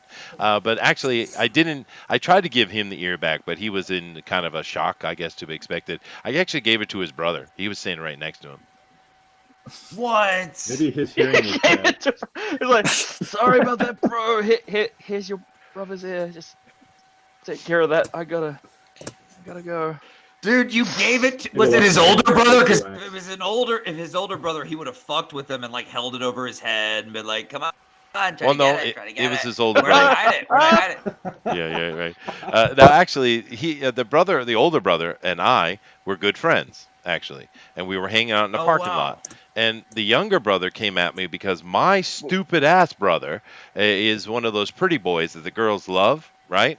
And he's always banging around with different girls, and he basically hooked up with their sister. The older brother, my friend, didn't care what the hell his sister did. She could do whatever the hell she wants, but the younger brother was very upset about it, and specifically because my brother basically just, just pumped her and dumped her, which is, he's an absolute ass. As my brother is not a cool guy. He's pissed me off so many times in my life. But the thing is, instead of going and trying to find my brother, he couldn't find my brother, I guess, so he came to me. It's like, dude, what the hell do I have to do with the shenanigans of my brother? And then I told him to F off, get the hell out of here, right? And he decided to pull a gun on me, and that was a mistake. Oh, nasty. Yeah, well, I'm glad you got out of that okay. Okay, only an ear had to fall, but everyone learned a good lesson that day, and you weren't at max speed. I wasn't at max speed, yeah. And it was really weird he came at Wow, me because dude. everybody knows not to do that. Right, everyone because when my group of friends, if they had any kind of problem at all, they always come and got me just to have me there. Because if I was there was going to be no problems, and no one was going to start any shit at all. And it was really weird that he came at me anyway. My brother's is a kind of a soft guy, right? Well, I mean, first of all, he came after you instead of your brother, and then he came after you when he should have known better. Like, he was just fucking pure rage, dude. I think he was on so, pure yeah. rage mode. I think so. But I felt real bad. Wasn't thinking. I understand all the cool, jokey comments, but I actually felt really bad about that, dude. I wasn't proud of that situation at all. Oh, okay. I hear you. Yeah. But I was really young. I was only like 18, 17 years old, maybe 19. And later, as a bouncer, I ran into similar type of situations, but I had learned to control myself, and I was able to deal with them professionally. Of course, yeah, no doubt. Now, professionally, I mean, does this involve you like reaching in and grabbing their heart and handing it back to them, or? As far as I know, no one has died. So okay, that's pretty professional, I guess. Although Doctors are like doctors. Although there was one dude who, there was one dude who, I was sitting in a Latino bar, a Puerto Rican bar, actually. I was just waiting for my friends because they were off doing some illegal stuff that I didn't want any part of. So I said, you guys drop me off and pick me up when you're done. So I'm just sitting there waiting, and I'm a bouncer, right? So I hear at the back of the bar, shit is starting, right? And I'm like, oh, Jesus. So I threw money on the bar, and I got up to walk out. And I got this little Puerto Rican guy sitting in front of me, and he's just yabbering at me and all pissed off in Puerto Rican. And I'm like, dude, really? And then all of a sudden, I'm just really pissed at him. And I grabbed his arm, his right arm. I broke it at the elbow, and I smashed him in the bar and threw him over the bar. And I walked out, and I'm like, what the hell did I do that for? I got about 50 meters, not even, like 50 feet away from the bar, and my leg just gave out. And I looked down. He had cut me across my abdomen, and my literally intestines were hanging out. Right? What? Oh, yes, I had to go to the hospital. My friends took me. My friend was all pissed off because he had one of those Mercedes with the white leather interior. He was completely pissed at me. But we got to the hospital. They stapled me up, and because I'm RH, I'm an O negative, right? RH negative. I actually had to sit on this freaking gurney with a bunch of clamps on my abdomen, keeping me from bleeding out for a good 30 minutes. Felt like forever, dude. Yeah, no doubt. Yeah, so the reason, O negative, it's like harder for them to find it, or what was it? No, actually, they had to. This was down in New York City, and they had to fly it in from frickin' Boston, dude. Oh Jesus! Yeah. Huh. Damn. Yeah, you think Chester's going to need Monster M.D, right? But that's why I was angry, because I didn't know why. I was actually questioning myself. Why did I get so mad at that guy? What did I do that for? But it was because my brain reacted, and before my brain knew, right? Right. So survival. So the moral of the story here is please donate, especially if you have O negative, because you could save a Chester in your hometown. Right. You could. And dude, I lost like 5 feet of freaking intestine out of that incident, dude. Oh, that's so gross. Oh. Yeah. Yeah. How did he? Yeah, he got a cut. He got a deep cut. Oh, he got me good, dude. He got me good. Yeah. And I didn't do nothing. I was just a white boy in the wrong place at the wrong time, is what it was.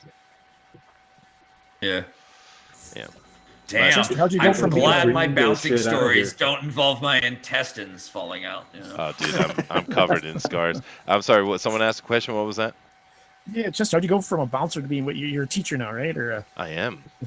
Yeah. Anthropologist. How'd you? Okay. No, it's really weird. My life is weird. I know that, guys. I know I'm an oddity.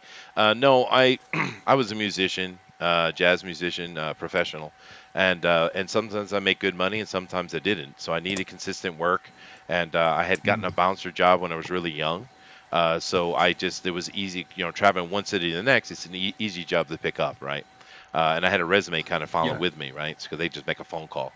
So I was able to get bouncer work real easy.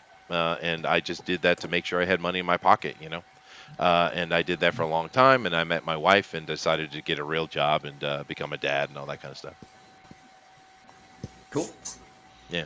Not bad at all. This interview is going really well. So. Oh, thank you. Doug, you are being white boxed. Why don't you do me a favor, Doug?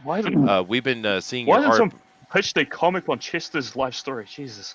I don't know why. I like it. I love your stories, Chester. I love them. Chester C. Busby the Third. Can you do us a favor and back up a little bit, Doug, so we can see what you're doing? I guess my stories are amazing. Can you see it?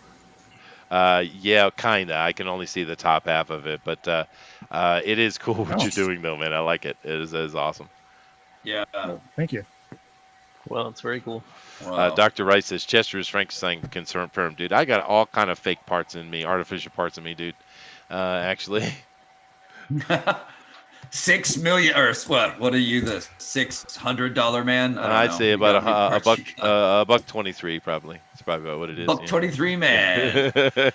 Well, I'm glad you're still here keeping it together, man. That's awesome. I when I bounced, I never had anything that bad. I mean, I had like a few fist fights, but I didn't have intestines lost. I got to meet a lot of cool musicians and like walk them to the stage or walk them to their limo after and do the guard thing, you know. Oh yeah, sure. Yeah. I worked nightclubs a little strippers. bit. I mainly did strippers because, well, you know why? Because I worked at a few nightclubs when I had to. Like for instance, down in New Orleans, I worked at the Temple, right, which is an absolute, bonkers place, by the way. But the problem with the nightclub is it doesn't pay really well, right? You just get the standard bouncer fee. Salary, right? But when you work in a strip club, you get the standard bouncer fee that you would at a nightclub, but you also get a share of the tips from the strippers. Whereas now, when you were bouncing, did you get a share from the bar? Did you share the tips from the bar? No, unless we had like the most killer of nights. Oh, I see. See, I always got a cut from the bar and from the strippers every night, right? And when you're working in a place where these strippers can, some of these big places I worked in, the strippers are pulling $1,000 a night, dude. I mean, seriously. Yeah. Right. No doubt. So that's why I dated this girl that was like studying to be a doctor, and she revealed to me that she used to be a stripper, and like every time, like all the time, she would say, "I just want to go stripper." Like, I don't want to do this doctor thing or the work thing. I just want to go strip, like, because I can make so much money, so much more easily. Yeah. Dave, you are, excuse me, El Rodimus, you are White Box. Dude, that is a killer piece, dude. But everyone's got some really cool pieces tonight, guys, as usual. But yeah, no, it's an interesting life. I had a lot of fun. I did date two strippers in my life, and one of them, it was really screwed up situation, right? Because I was dating her, and she was one of the because you always get two kind of strippers. You got the ones that are just dumb as brick and they're in there making money, and you got the other ones that are trying to work their way through university. That's kind of it, right? And so I was dating this one girl who was trying to work her way through university, right? And real hottie, but she was living with one of the other strippers. And they were sharing rent, right, in this beautiful place. So we were dating for a little while. And I ended up moving in to the place to help him because it was very expensive to help him with rent because I made good money at that time as with the jobs I had. And so she and I are getting it on. And one night, the other girl poked her head in the door and says, "Can I join?" Right? And I kind of just like shut up, as a smart man would. And the other girl, the one I was dating, she looked over and she looked at me and says, "Well, what do you think? It's up to you." And I was like, "Well, whatever you want, you know." So this went, so this went on for a while, right? Well, no, hold on. There's an interesting point to the story because this went on for a while, no problem, right? And then one day I'm sitting at home on the couch, and the other girl, not the girlfriend, the other girl came up. And understand, we had been together as a group many times, right? She come up to me and she's all rubbing up on me as they do, and I was like, fine. So we just kind of going at it, right? And then the girlfriend walks in and is absolutely pissed, man, yelling and screaming. They're all fighting and bitching and stuff. And of course, that was the end of the relationship. But it's like, I guess I understand now as an older adult, but it's like, I don't get it. It was okay then, but it's not okay now. One version was sanctioned and another version was unsanctioned. I guess. Exactly. Not that hard. It was up to her, man. Like in her mind, that's the way it has to be. I suppose. Doesn't make sense. It doesn't make sense, but there it is. There it is. See, Booster, young man, you can learn stuff from me. Stay away from the two girls, and it's a lot of work anyway. It's not all this shit. I kind of already figured that. That sounded like a no-brainer to me. You idiot, Chester. You're supposed to get permission. I guess. But after that, though, I stayed away from the damn strippers, though. No more dating stripper for me. I don't know what this means. Someone can help me out. At what point did you tear off her ear? I didn't. Definitely no. That's a completely different kind of violence, sir. Move, Chester? That's a different kind of violence, sir. But Joe says. Look, it always gets the chick screaming. Well, that's the job, right? I mean, come on. Joe says Benny was the bouncer. So I don't get this story here. So he says, Chester, no, where is it? He says, "Oh my God, Chester is Benny the bouncer from ELP." I don't know what that means, but I think he's trying to give me information. He says Benny was the bouncer at the Payless Day dance. He'd slash your granny's face up, given half a chance. No, I'm far more compassionate than that. I'm not going to attack no grannies. And besides, I haven't done that in forever, dude. That was literally like 23 years ago. Was the last? No, Dang. 18 years ago was the last bouncing I did. Yeah. So anyway, I have been showing the art all along. No, guys, we are only an hour in. Wow, time is going slow today. Yeah. Yeah, Looks great. It's like we're It's all playing that music. weed, Dang. Chester. Just that weed, Chester. The devil's lettuce, huh, Booster? But all right. So I'm going to switch over from. I don't inject any marijuana, so I'm a good boy. Yeah, you keep saying that. You live in New Zealand, though, and it's like everybody there smokes weed, dude. We know this. I know, but I'm not your regular Kiwi. I am a good Christian lad. Okay, Vaughn, tell me, is he lying or not? What do you think?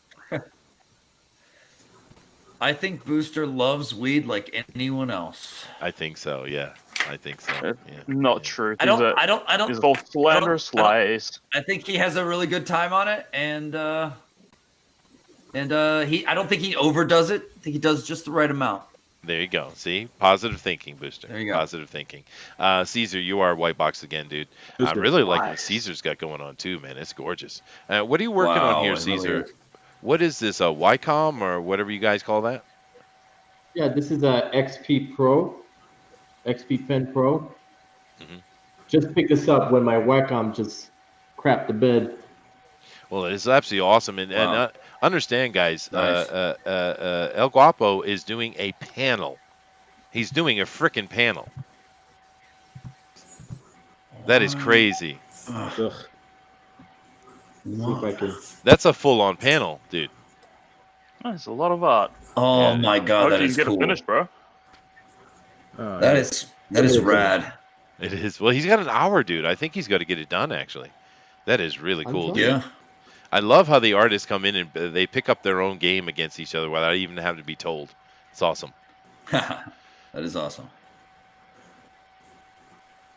Dr. Rice says taking care of two women at the same time seems like a lot of work. Yeah, I wouldn't try it now. That's a hell of a lot of work, dude. That's a young man's game, for damn sure.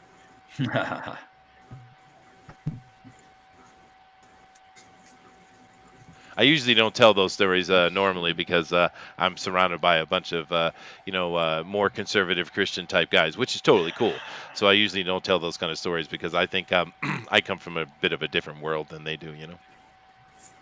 Yeah, no And worries. Booster starts getting all angry with envy. I love stories like that, man. I love to like meet other bouncers and hear their crazy tales. Oh, yeah, That's dude. awesome. It is.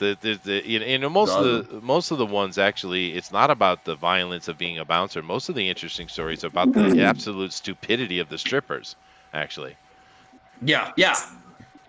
Like you have your few glamorous, like kind of fun, over the top, maybe sexy moments with a lady, but most of your stories are like there's very little glamour at the end of the day. Yeah, there is. Like one of the stripper stories I've told before that it's funny, but people don't understand. It's a true story, right? I was sitting at this club and they were having dildo war nights, right? Is what they were doing, right? And right, and this I have the oil wrestling and all that kind of stuff. Well, this was dildo wars, right? And so I'm a bouncer, and I was bouncing in the room. I wasn't at the door, right? And so I'm just keeping an eye on the place, and everyone's having a good old time. And we had a new match come up, and you had these two girls, and you had the one girl sitting there, and she's, they announced her name, and she's holding her arms up with her dildo flapping in the air and stuff, and she's, yeah, ready to rumble type of thing. The other girl does a kind of lamer version, and but the problem was because of state law, the place we were, even when they were allowed to do that kind of thing, but they had to have condoms on the dildo. They were required to do that. for some reason. I don't know why. It's just stupid law. But anyway, so they were required to do that. And the one girl who had done it before and she was all ready to go, her dildo was properly taken care of. But the other girl didn't have a condom on it. So I went over to her and I says, you need to have a condom on your dildo. You need to have a condom, right? And she says, I do. I said, well, where is it? She reached down into her panties and pulled it out. Oh my god. Yes, she had put the condom inside herself. I'm not joking. This has really, really happened. Right? Oh my god. Yeah, she had a lot of room there, so. I guess. I'm like, what are you doing? Oh, goodness gracious. Yeah, I bet she's pregnant. She's pregnant Maybe, right dude. now. I don't know. But it's a true story. True story. Yeah. Eric is chastising me. He says this is getting way too degenerate in here. I do apologize. But I will stop. I will stop. Yeah. Yeah. I didn't say stop. But it's just one of the dumbest things I've ever seen in my life, man. I was like, oh my god, dude. It's almost like she was waiting for someone. Like she set this up. Like this was her grand joke idea. Like I'm gonna keep this in, so when someone says, you got to put the condom on the dildo. No. She was just slapped stupid, dude. Yeah. I mean, I knew she was. Look stupid. at this Spider-Man take on Heidi. I know, dude. Yeah. Yeah. I love that people are getting a kind of a Spider-Man feel from her because I don't know. She kind of has that. She could kind of have that look to her almost. It's interesting. I kind of like that party girl attitude she exudes though. Like that. Yeah. That makes that's the best thing for me. Yeah. She seems like a real fun person to hang out with. Yeah, that's what I wanted out of her, so she could be kind of the counter to Wyatt's pessimism. Yeah. He's kind of fed up with monster mending, and she's kind of like the positive, cheery side of the stick, who's kind of reminding him, why you. It's kind of funny because at the beginning of the story, he's like, he's trying to tell her, I want to quit. And she interrupts him by throwing his doctor's coat over his face and just saying shotgun because the meat wagon, their truck, is firing off this signal that it has for when the monster proximity alarm, where, they're near monsters that are wounded and in need of help. Bizarre gadget inside the truck, this Ouija board attached to all these wires and old radios and archaic shit mixed with technology.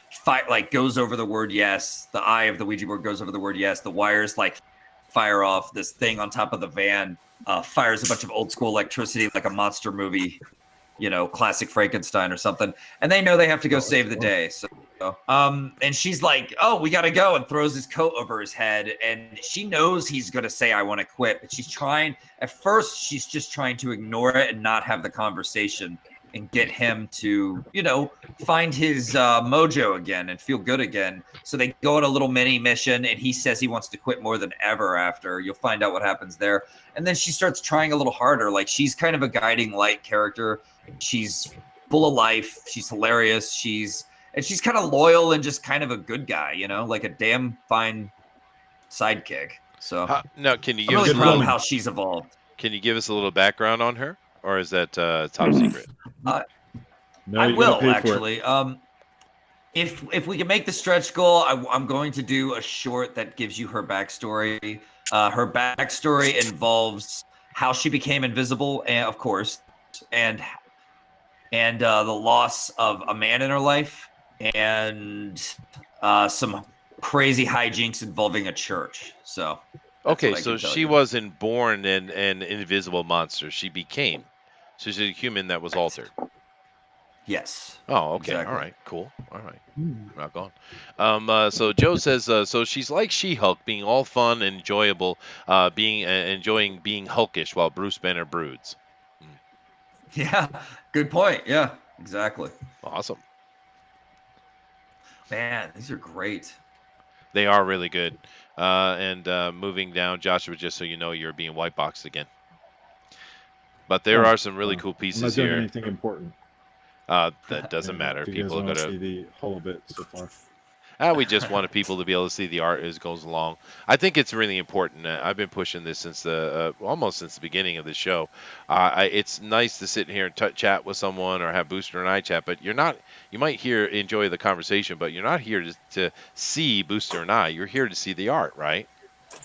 So we're doing our best to make sure the art is front and center. Not stripper stories. Love the popped collar on this one. I like as many strip stories as we can get. Yeah, those don't hurt, but I kind of enjoy them. My stripper story was like, I met the girl, we hit it off, everything seemed awesome and normal. She was training to be like a podiatrist, everything seemed all right. And then like later, out of the blue, as I was starting to fall asleep next to her after weeks of, maybe months of, lovely, normal dating, she was like, I used to be a stripper, and I was like, what? Okay, that's fine. I don't judge you for it. Who cares, right? It's the past. And then like a few weeks later, she was like, I was a call girl. Dude. And I was just like, oh, it's like the well just kept getting deeper. Well, they do go hand in hand. I'd say prove it. Was she like? She started stripper, after one night, dip a like, toe ins. Huh?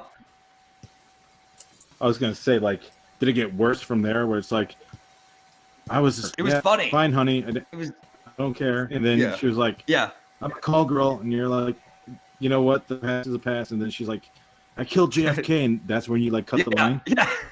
Well, no. It went to like, I'm in a cult. Oh, believe man. in UFOs. I want to, no, but no, she didn't say any of that. She stopped with like, here's how it happened. She actually tried to ease me into prostitute. Here's what happened. She was like, one time I went on a date with a guy and he made me wear high heels and walk over crabs while opening canned crab. Is that weird?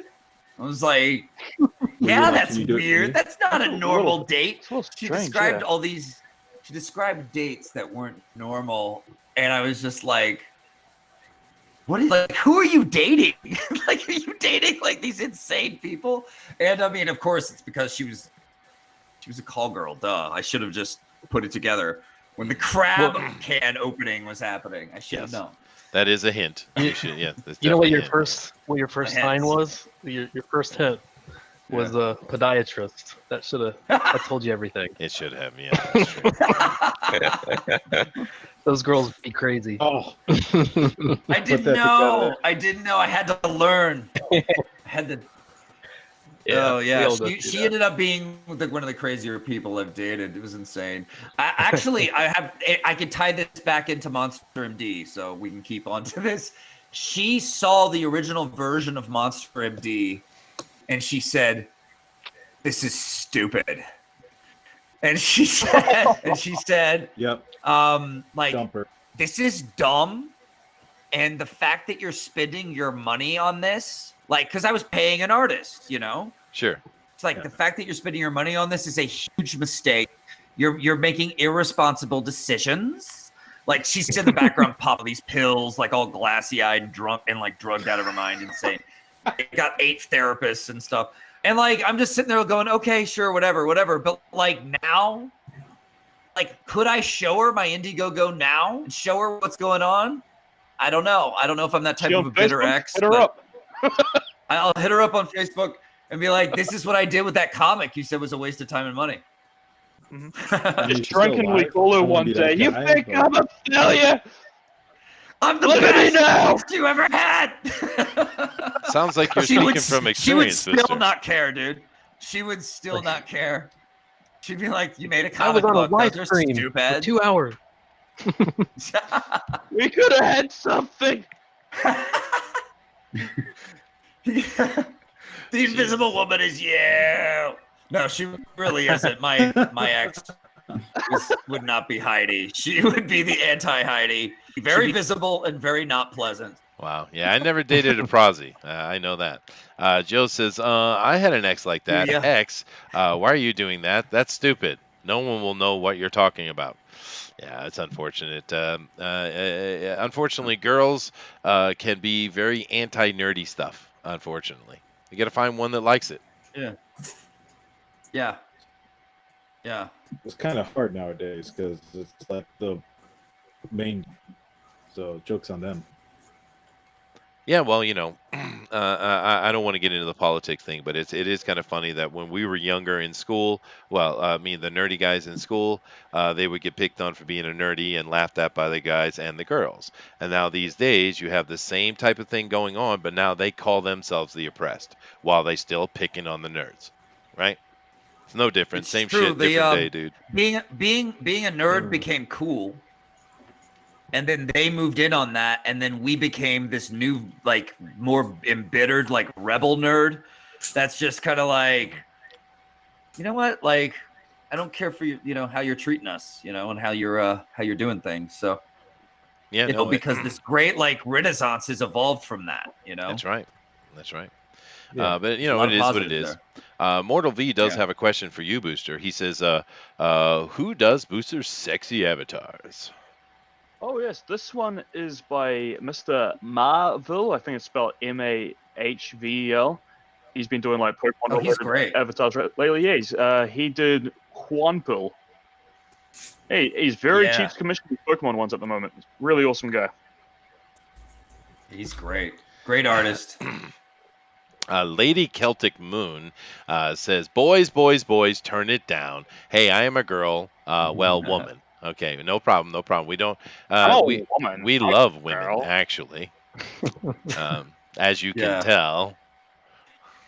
Yeah. Especially women me. are a different story. It's the girls you gotta watch out. I'm okay with them. They're okay. Women are great. Heidi, I'm so glad I gave him this cute female sidekick because Heidi's a product of me loving the story of the Invisible Man growing up, and I read even comic versions of it a bunch. There's like actually a bunch of comic book versions of Invisible Man out there, and like I knew immediately that's one of my favorite like monsters because he's not as popular, but he's kind of and he was human, but kind of goes insane and starts strangling people.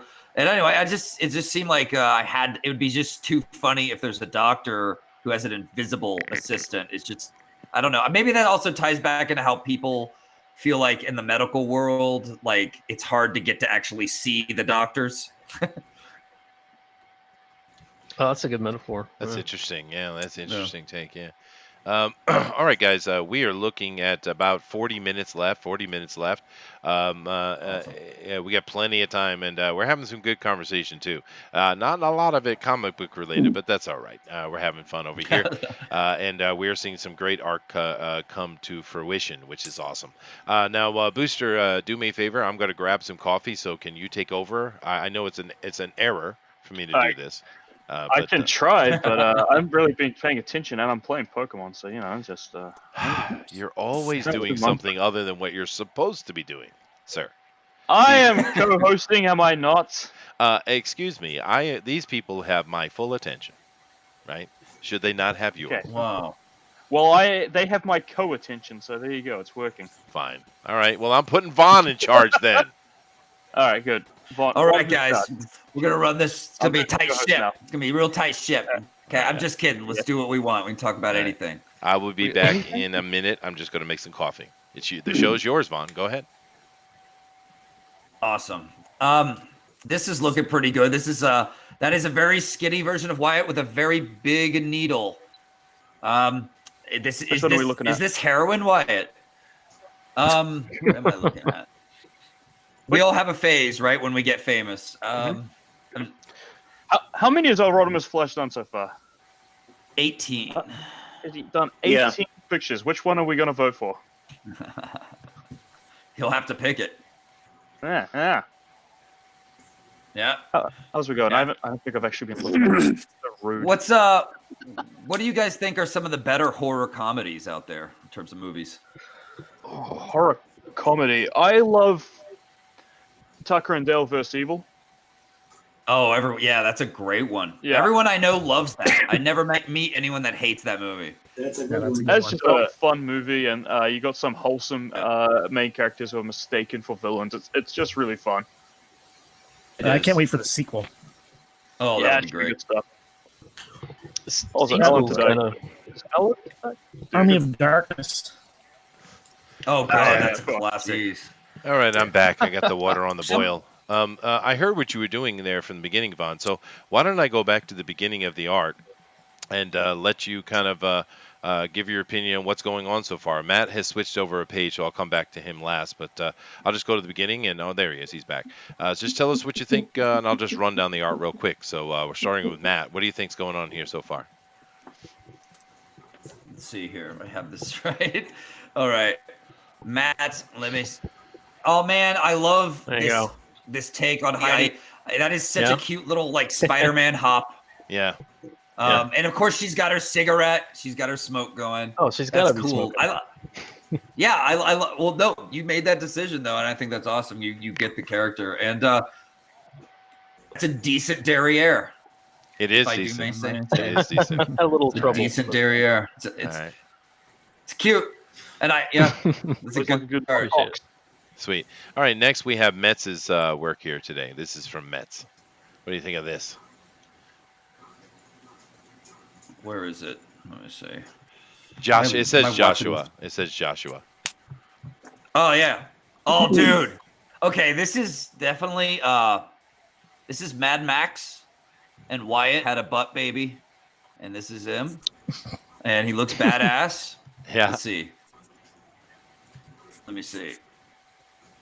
I'm clicking on Joshua, but I'm not getting it. I saw it just for a second, and I was like, okay, it's badass. It's Mad Max. It is pretty cool. Yeah. All right. Well, let me move down then. All right, that's a good start.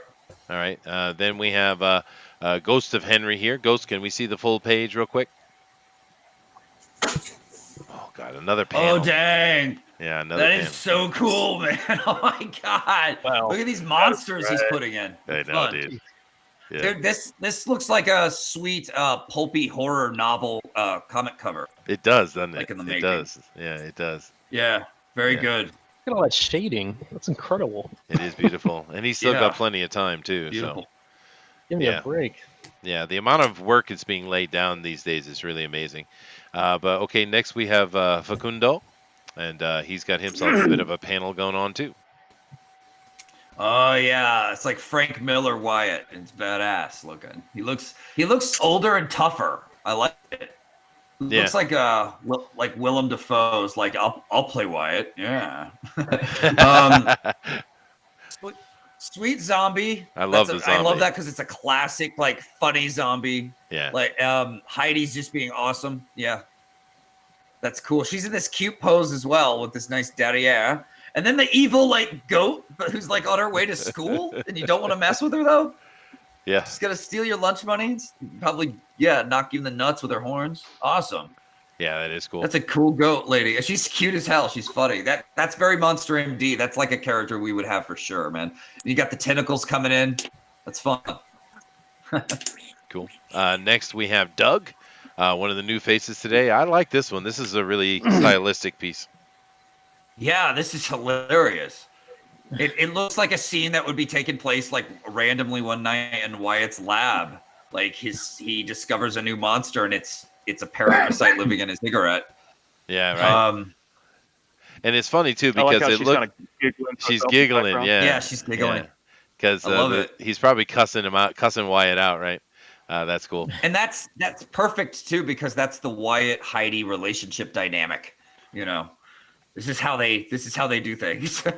She's giggling at him and he's, barely surviving. Awesome. That's cool. Don't let the people who like want to make kids not smoke get their hands on this. They'll abuse it. They will.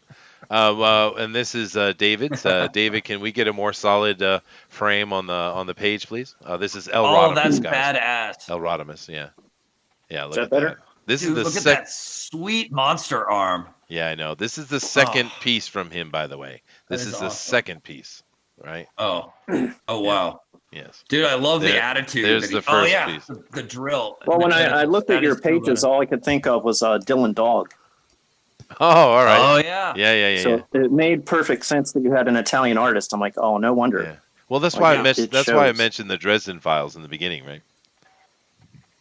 Yeah. And cool. And let's see, the last one here we have for today is El Guapo Comics, or of course Caesar, and he's got himself a damn panel, dude. Look at this freaking thing. Look at this. Yes. Oh my God, that's so rad. That is. You're doubling up. You're doubling up. Yeah. That's cool. He has a solo finger. Yeah, it's beautiful. Now, do keep in mind, guys, that we are doing a draw along, as we've mentioned. If you are drawing along, awesome. Just make sure that when you're done with that, to throw that on hashtag DNQFE. Once again, that is hashtag DNQFE, and we'll check that at the end of the show and see what you guys got going on. So that is absolutely awesome, dude. Beautiful stuff, as usual. Thank you, guys. Now, my water is boiling, so I shall go and attend to that. So, Vaughn, you're in charge again. I'll run the ship from one bouncer to the next. Run a very tight ship. Which is exactly. Yeah, I don't run a type ship. I was told bullshit, guys. Let's talk about whatever we want. Okay, so all right. No, that's actually there are no rules. Caesar, this looks like a really good animation that I want to watch, and you captured the attitude of Wyatt and the way he and Heidi interact perfectly, and you captured us with the little boo-boos, the type of humor we use. You get it, dude. All of you guys, that makes me really happy. That's awesome to know that other people are into this. Booster, do we get to look at yours? Oh, I never. We get to look at yours. Okay. You ruined my day. It's not happening. There's no. I'm sorry. I'm sorry. Oh, I'll forgive you. Okay. Maybe. Well, I'm so honored to have other artists, draw these crazy characters I made up. This is kind of amazing. I didn't expect it. It's awesome. I don't know. What are the horror back to what we were talking about? One of the horror comedies that always stuck with me when I was really little, my dad would show me Abbott and Costello Meet Frankenstein. I don't know if you guys ever saw that. Oh. That's kind of like an old Yes. It's a classic, is it not? It is. Like it is that classic. was a big influence for Monster M.D. And then when my parents left the house, I would sneak in our VHS of American Werewolf in London.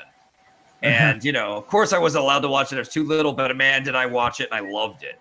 I also like Great version Brain of- Dead. Oh, that's a great one, man. Brain Dead is that the one by Peter Jackson with the multiple names? It is. Yeah, it's Peter Jackson. Yeah. Dude, I love that movie. Like Dead That Alive, movie's- Brain Dead. Yes, I owned that. So I own it. I own Dead Alive. Yeah. Well, That's it. actually, the It's got the other best titles. horror comedy of all time is Evil Dead 2. Of all It time, is. just a sis, sir. It is. That's right. That's right. I And the really love conversation. Lost Boys. I'm a Lost Boys fan too. That movie cracks That's a me up. fantastic one. Is that a comedy? For me, I don't know. I mean, for me, it is. Yeah, that movie cracks me up. No. Eric had to go and one up me, and he did successfully. He certainly one up What? me. A Young Frankenstein.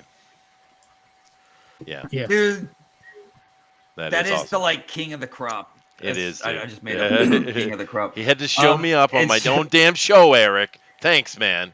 Because that's just one of the best comedies of all time. Period. It is. It's So. awesome, dude. Yeah, he's right. Brain Dead is good. Yeah, you're right. Killer Clowns from Oh, I Outer love that movie. Space. Yes, dude. Oh yeah. There you go. Yes. Yes. The See, Frighteners. all of these movies are why we have Monster M.D. I pay them much respect. Oh, sure, dude. You can see the influence. The interesting point about The Frighteners, which I love that flick, you realize that actually was supposed to be a Tales from the Crypt movie. Originally, it was supposed to be a Tales from the Oh, Crypt, wow. but the Tales from the Crypt that weren't doing well with the two movies. They were trying to move from TV into movies, and the first one, the Right. Bordello of Blood and Demon Knight, didn't do well. So they actually Right. took the Tales from the Crypt title off of the Frighteners and just released it as itself, which is unfortunate because I think if they left it on, it might have actually helped to revive the Tales from the Crypt IP. You know. Yeah, people were not very kind to the Frighteners when it came out, but it's kind of a cult favorite now. Yeah. Yeah, people were hard on it. I remember when it came out, I was really excited. There was a lot of talk about how this new young director, Peter Jackson, was like the hot new visionary, and then the movie bombed, but I went and saw it and I loved it. Like, I thought it was so creative and funny and brilliantly done. And like, it's a big influence on Monster M.D, obviously. But then he went on not too long after to do Lord of the Rings and just whoop everyone's ass. So good on him. Yeah, and you know his King Kong Hey, caught a what lot of country is crap that as guy well, from? but I liked it actually. What'd you say, Booster? Booster? Hey, what country is that guy from? Might be New Zealand. Wow. No, he's from I South hear that Africa. country's pretty Definitely cool. South Africa. Yeah, South No, Africa. Yeah. No. Oh. Yeah. How about Bad Taste? Peter Jackson's Bad Taste. That movie. Tell us about that. You talk about the movie Bad Taste, right? Yeah. That movie makes me gag, but I own it and I watch it, but I still gag. Gross, dude. Yeah. It is pretty gross. Yeah. Especially the vomit eating scene. The vomit eating scene. Jesus, every time, man. But then he goes for every seconds, time. Yeah, then he liked it. Yeah. And when the I can't. Yeah. I can't. Yeah. But Sorry. and what else he did? And he did Meet the Feebles. Meet the Terrible. Feebles. Sorry. That was an insane movie. Yeah, no, Peter If Jackson's you want to watch done the a lot of good Muppets stuff. shoot up. Yeah, there you go. Damn Right, good guy. Right. Yeah, we got a couple of mentions. I wish here. I wish he would return to horror comedy. You know. Yeah, Right. it would be nice to see him do something a little bit smaller and tight like he used to. But of course, people are mentioning definitely. Ghostbusters, Gremlins, Dracula Dead and Loving It. You also probably should throw in Blackula in there. I think it deserves it. Those are Let's great. see. Saturday the 14th, anyone? Monster Squad. Oh, Monster Squad's great. Monster Squad is a huge influence on me. Oh yeah. Sure. Transylvania 6 5000. Yeah, dude. Trick or Treat. Oh man. Yeah, Trick or Treat is a great movie, but it's not funny though. But Trick or Treat is an awesome flick actually. Yeah. Fright Night. Fright Night. Yeah, I love Fright Night. What'd you guys think of the remake they did of it? It got a lot of hate, but what did you guys think of it? I avoided it. I avoided it. I'm too old now to like give remakes a chance. I'm over it. Well, you know the mistake they made, I think, with it is they took it too seriously. Whereas the original Fright Night was very camp, and it was in the right way, right? And then they tried to make it very serious, and it's like, nah, dude, that's not that's not the source material, you know. It's tricky. I couldn't figure out if the lead was like retired or in high school because he looked so old. True. Oh yeah, wow. True. Yeah. But I think it was unfortunate because the higher levels special effects was kind of nice, and the dude they had playing the bad guy, I can't remember the character's name offhand, but I thought he did a fair Colin job. Farrell. Right? Mm-hmm. Yeah. Yeah. Colin Farrell's pretty good. Yeah, he's all right. I mean, I've seen him do some awesome things with acting before. So yeah, they thought people wanted a serious movie. I bet they would have been surprised if they had gone camp. More people would have liked it. Might have gotten some word of mouth. You know. I think so. Yeah. And of course, keep in mind that the remake of the Fright Night has David Tennant in it. David frickin' Tennant is in that movie. And he does a pretty good job. I mean, because he did a wonderful job as Doctor Who, of course, but I still can't get over his Purple Man in Jessica Jones season 1. That was freaking awesome. He killed that. Yeah. I was always doubtful to see him play a villain, but he was terrifying. He killed it, dude. He's so beautiful. And that's the interesting awesome. thing when we talk about the TV series, because here we talk about movies and TV on Fan Speak, of course, and especially comic book ones. And one of the complaints we've been getting out of the movies is that in general the villains aren't great. Although I thought Thanos was awesome, but in general they always complaining about poor villains, right? But on the TV shows we get some. It seems we get some pretty good villains, like the Doom Patrol, whether you like it or not. The dude who plays the guy who played Wash in Firefly, and he plays Mr. Nobody in that show. That dude, it's one of the best performances I've seen in years, man. He kills that dude. Alan yeah, he's having so much fun doing it. It's great. Yeah, that's awesome. It is awesome. Yeah. And the thing, Booster and I were sitting here chatting about this the other day, actually. What the sad thing about it is, because it's Doom Patrol's DC, right? That actually is the best. Yeah. That is the best Joker performance I've ever seen. But it wasn't Joker, and it's of course another DC character, so they can't use him again. But that dude, his performance was Mr. Nobody. If you think about it, just imagine him in the Joker makeup and go watch that. He is the Joker. It's the best Joker I've ever seen, dude. Yeah, it was amazing. Wow. Yeah. You can do a good job. Good. That'll never happen. It won't, because it's crossover and it's already exists, right? But you never know. We got Chris Evans playing Johnny Storm, and of course he played Captain America as well. It's possible, I suppose. But that was really cool. And it's what do you guys think about the it's not Jude Law, it's Joaquin Phoenix. What do you guys think about Joaquin Phoenix, new Joker? What do you guys think about that? That'll be remembered for all times. It sounds like a good movie that has nothing to do with the Joker. Be right back. Okay, dude. It does look interesting from like a character study art school movie, Mm-hmm.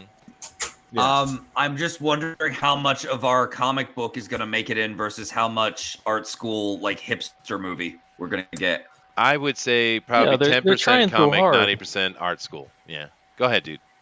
Yeah. Looks like that. Yeah. No. They're trying too hard, guys. So seriously. Us, Matt. Yeah. Okay. Yeah. They're just taking it so seriously, and it's fine. It's interesting, but yeah. Doing some weird stuff. Have you guys seen any of the plot leaks? No. I was going to check. I was going to run that on the show today, but I ran out of time. So no, I don't. Would you like to know about some of them? Yeah, sure. Go ahead, dude. Or will that be like getting into potential spoiler territory? Screw that, dude. It's all right. Go ahead. Screw it. So they're doing some weird stuff, like they're having Thomas Wayne as the mayor, right? Spoilers, Booster. Oh, you could. That's all right. Go ahead, dude. Go ahead. And apparently our Joker, Arthur, was it Arthur something? Curry? I don't know. And he's not very fond of the mayor Wayne, and it gets in all sorts of weird stuff like that. And he's got a mother who's a psychopath who abuses him. It's strange stuff, man. Yeah, well, there's a couple of things I would think I'd make a comment on that. One, we don't need to know where the Joker's from.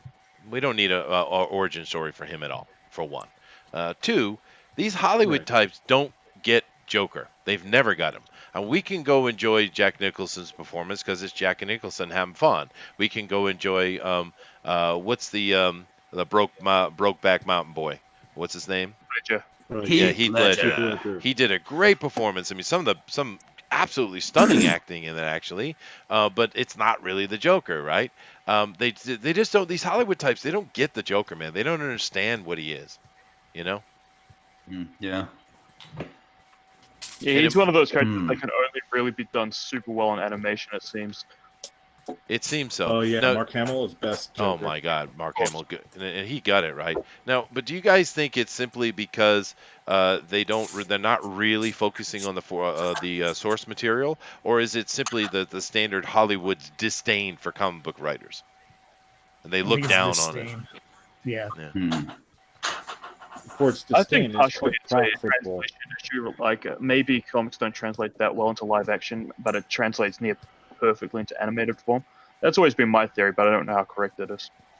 What do you think, Vaughn? It's interesting to think about. I actually have really enjoyed a lot of the fact that animation has been taking more and more from the comics, and sometimes they're just doing an animated version of comics these days. Some people hate them, some people love them. I've liked some of those, and it did translate well. I'm one of those guys who when they want to make a live action version of an animation, like of an anime, like they did Ghost in the Shell, for instance. I'm one of those guys that's like, take like a fraction of the money you were going to use for a $200 million live action movie and work with the badass Japanese artists who made this and make like a really good animated movie. If you Ghost in the Shell thing so bad, like, and then release it, you know, stateside, and, you know, make it like a big deal, make it like the cool thing for the adults to go see, as well as maybe some of the teens or whatever. And you could make some money off it, I think, if they did it right. But no one wants to take that risk, so they hire, you know, Scarlett Johansson or whatever, and they do the live action version. And then everyone doesn't like it though. Like no one ever really likes it. So but yeah, comic books, I think you can do good movies from comic books, but you have to have the right director, it seems, because that's why some movies feel like a comic book and some really don't. That's true. You know? Yeah. 16 minutes, guys. Just to let you know, 16 minutes. But actually, a couple of fair points. The Justice League movie was absolutely atrocious. We can all agree on that. But if you go and watch the animated one where the Justice League comes together and they're fighting Darkseid, right? That was a great animated movie. Yeah. Why didn't they just take that and make it live action? I don't get it. Yeah. Yeah, it's weird. I feel like the animation writers get the comics, and the Hollywood writers, they have. I mean, I know this because when I was in film school and I started doing a little bit of film work and screenwriting and stuff, like your shit gets changed, man. Like in Hollywood, like your shit will get changed by producers or by like a team of people who don't like this and they don't want that, and they will change it all the time. I feel like in animation, once they have a screenwriter on it, like that screenwriter is working with the animation team and they don't have as many prying fingers, you know? Well, Eric over here, he says in the chat, he says, the problem is that Hollywood's Joker has infected the comic Joker. Current comic Joker is worse than Nicholas or Ledger's Joker. This is true. And this is a problem. We're seeing the same thing happen to Marvel. And, of course, they're collaborating in their wokeness, which is a problem as well. That's a problem with bloody Tom King. Well, yeah, it is. But then, you know, and of course, doing the New Gods with that lady. But like, for instance, when they put the Captain Marvel movie out, what version of Carol did they do? They did friggin' DeConnick's version. It's like, really? Yeah. They did the wrong version, man. Yeah, they picked the wrong version. All they had to do was look at the comics and see that they weren't selling, and they could have gone, well, we're not going to go that direction, obviously. You know, like no one wants those books. So obviously we need to make her a little bit more likable of a character.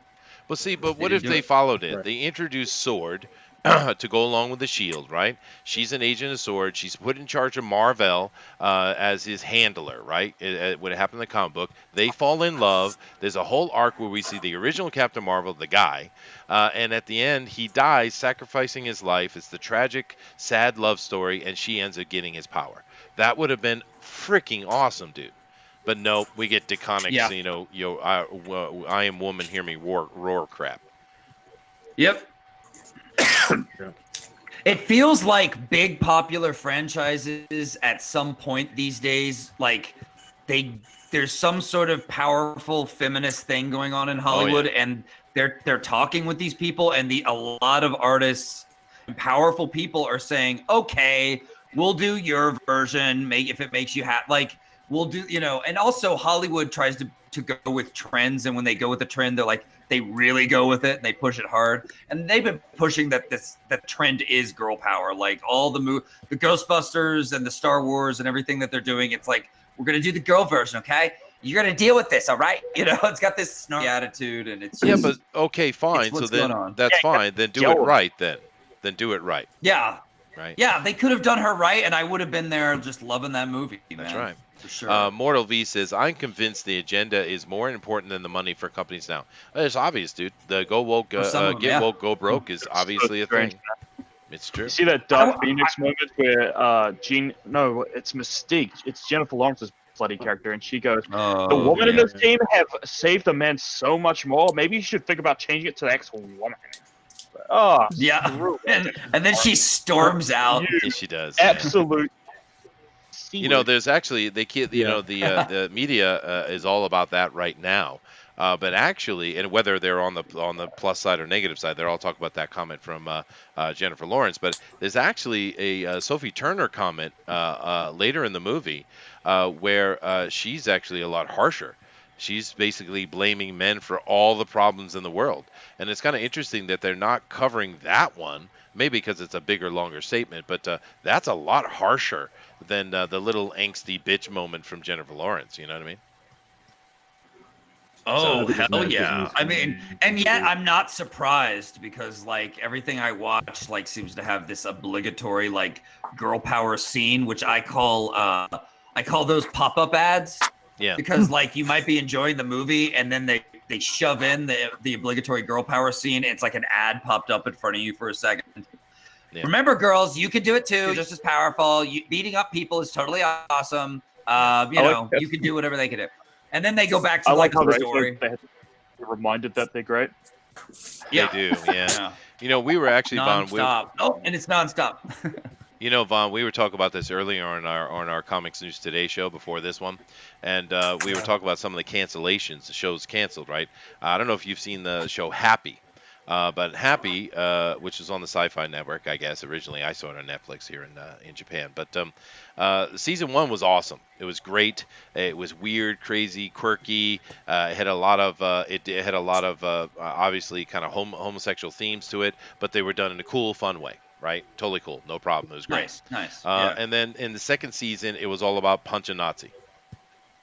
Right. I mean, what? Yes, dude. They killed it. They murdered the show, and it got canceled. It's gone. I still think it was still a fun season, second season. No, dude, it's absolute mess, man. Crazy. It's a hot ass mess, dude. They're Oh all. my It's constantly trying to throw agenda at you. It's chaotic. It's a mess. I didn't even notice. The show is called Happy, and Happy is hardly in the damn thing.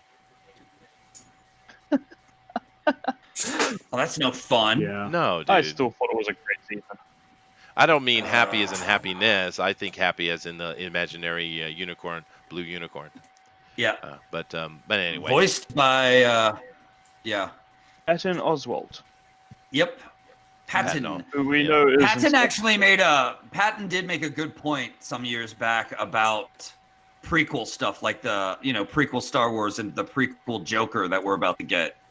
He said, I just want to eat the ice cream. I don't care where it came from or like what it takes to make it, like what made the ice cream.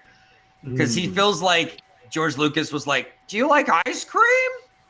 And you're like, yeah. And he's like, oh, here you go. Here's some rock salt. You can make ice cream with that, And so he does this whole bit about we don't care where it came from.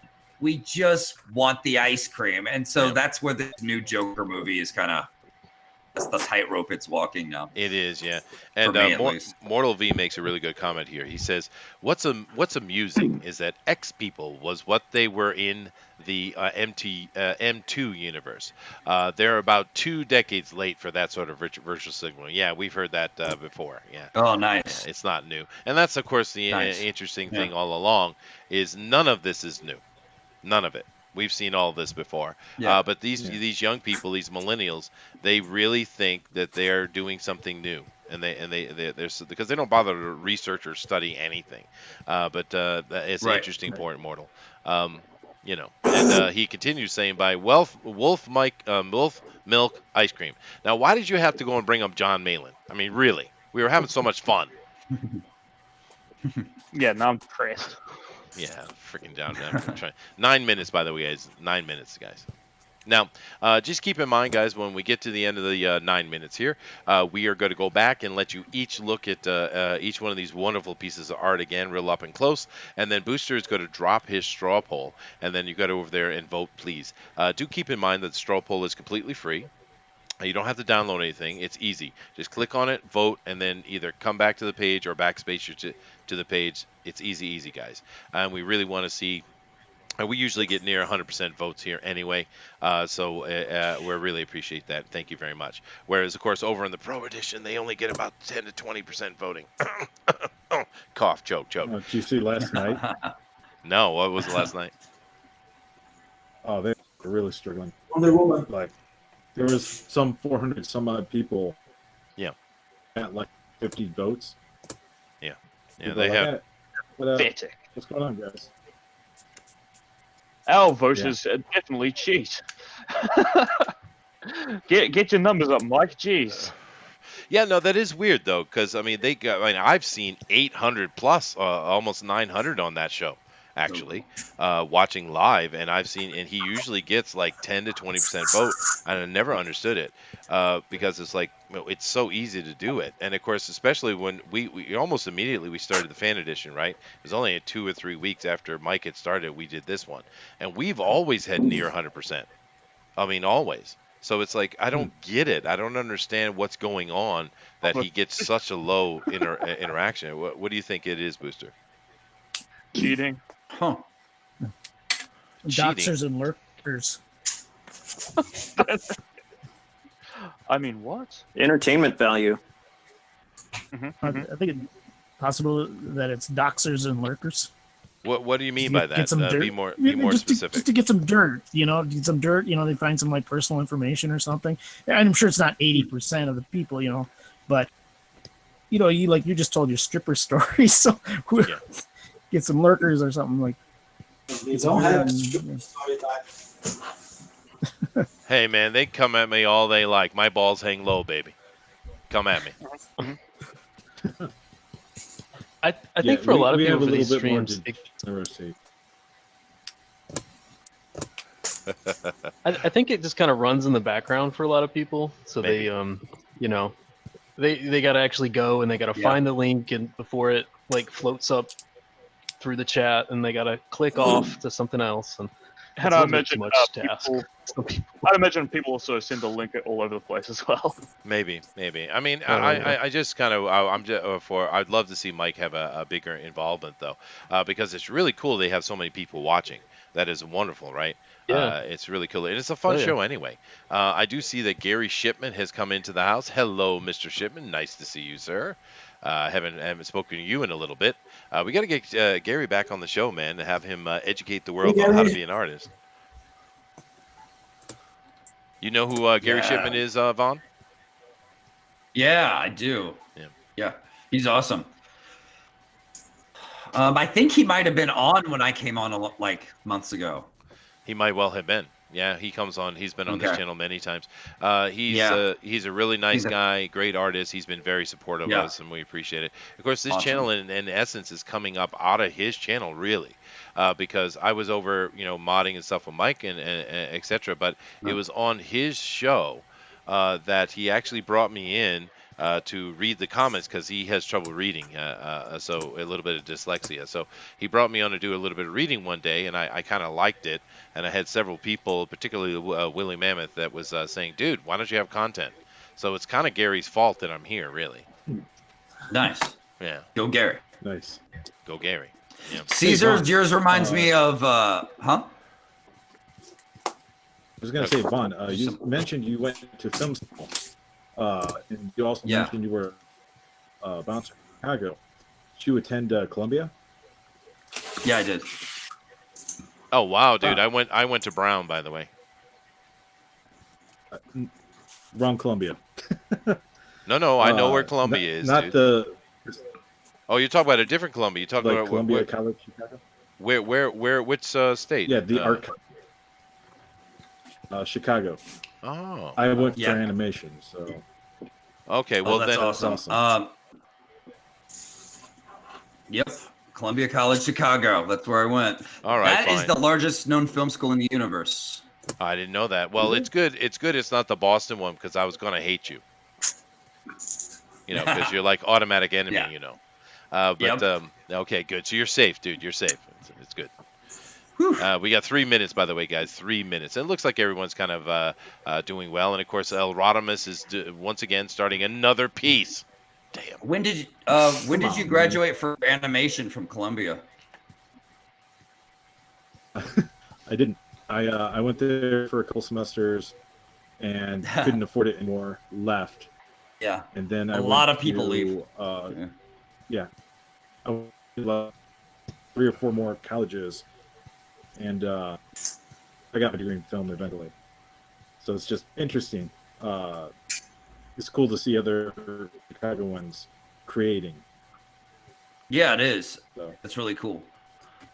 What I learned at Columbia is why I'm here now for sure. But what was I going to say? I wrote a short script that the head of animation asked me for, and he had he spent 2 semesters with his class animating my script. So that was kind of cool. And I don't know if you knew about, like, if you were part of that. It was one about counting sheep to fall asleep, something like that. Well, hey, you know, Zaid just to let you guys know, Zaid Comics is in here, and he went to Columbia as well. Cool. Yeah. That's awesome. The 3 of you in here. Well, no, that's what's funny about Columbia. I call us Columni. We're like everywhere. I run into Columbia people everywhere. I think like Kanye West went to Columbia briefly. Oh, jeez. Guy's been everywhere. I believe it. And Gary Shipman seems to say, way to throw a guy under the bus, Chester. Oh, I'm sorry, dude. I won't blame you for my show anymore. I apologize, Gary. Thank you. He's embarrassed by me. Oh, no. Caesars looks really good. It reminds me of Scooby-Doo influence. It does, yeah. I'm loving it. Yeah. Actually, you know what came to my mind? Scooby. I get the Scooby-Doo thing. You know what came to my mind when I'm looking at Caesars here? Dragon Ball. It feels very Dragon Ball. That's interesting. Yeah.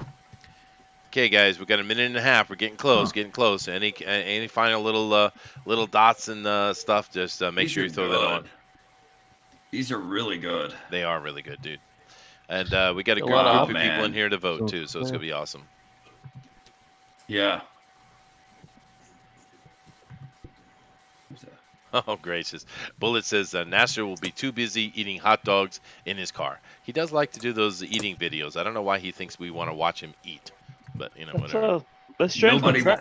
There's an audience for it, apparently, so that's just you do you, man. If they like it, they like it. All right. Well, we're getting here to the end of this, guys, and I want to thank all our artists for coming on here tonight. We want to thank all of you guys in the chat for being with us. This is absolutely awesome. We love doing this show. We love the fact that you guys come and hang out with us and be part of it, too. We are going to be going through the art here in a moment, and then we'll throw that straw poll up. And we, of course, will be looking at the draw-along art as well. If you have done any draw-along art, please just make sure that we put that on hashtag DNQFE. Once again, hashtag DNQFE, and we will definitely check that out and enjoy your art with everybody. Of course, we know we're going to get Turtle Rabbit Fox Booster, who Booster's a big fan, so he better be. Better be, yeah. He better draw me more pictures. I better go look at that hashtag and see if it's actually doing anything. Yeah, you know, everybody and their brother Von has gone and changed their icons and stuff. But this icon that I have, that I've had from almost the very beginning, is actually drawn for me by Gary Shipman. So that is awesome. I was wondering where you got that from, and it's great.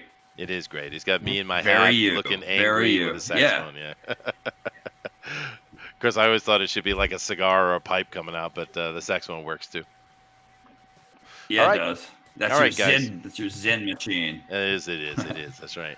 All right, guys. We are coming to the end here. So 5, 4, 3, 2, 1. Pencils down, erasers down, stylus down, whatever it is you're using, please down.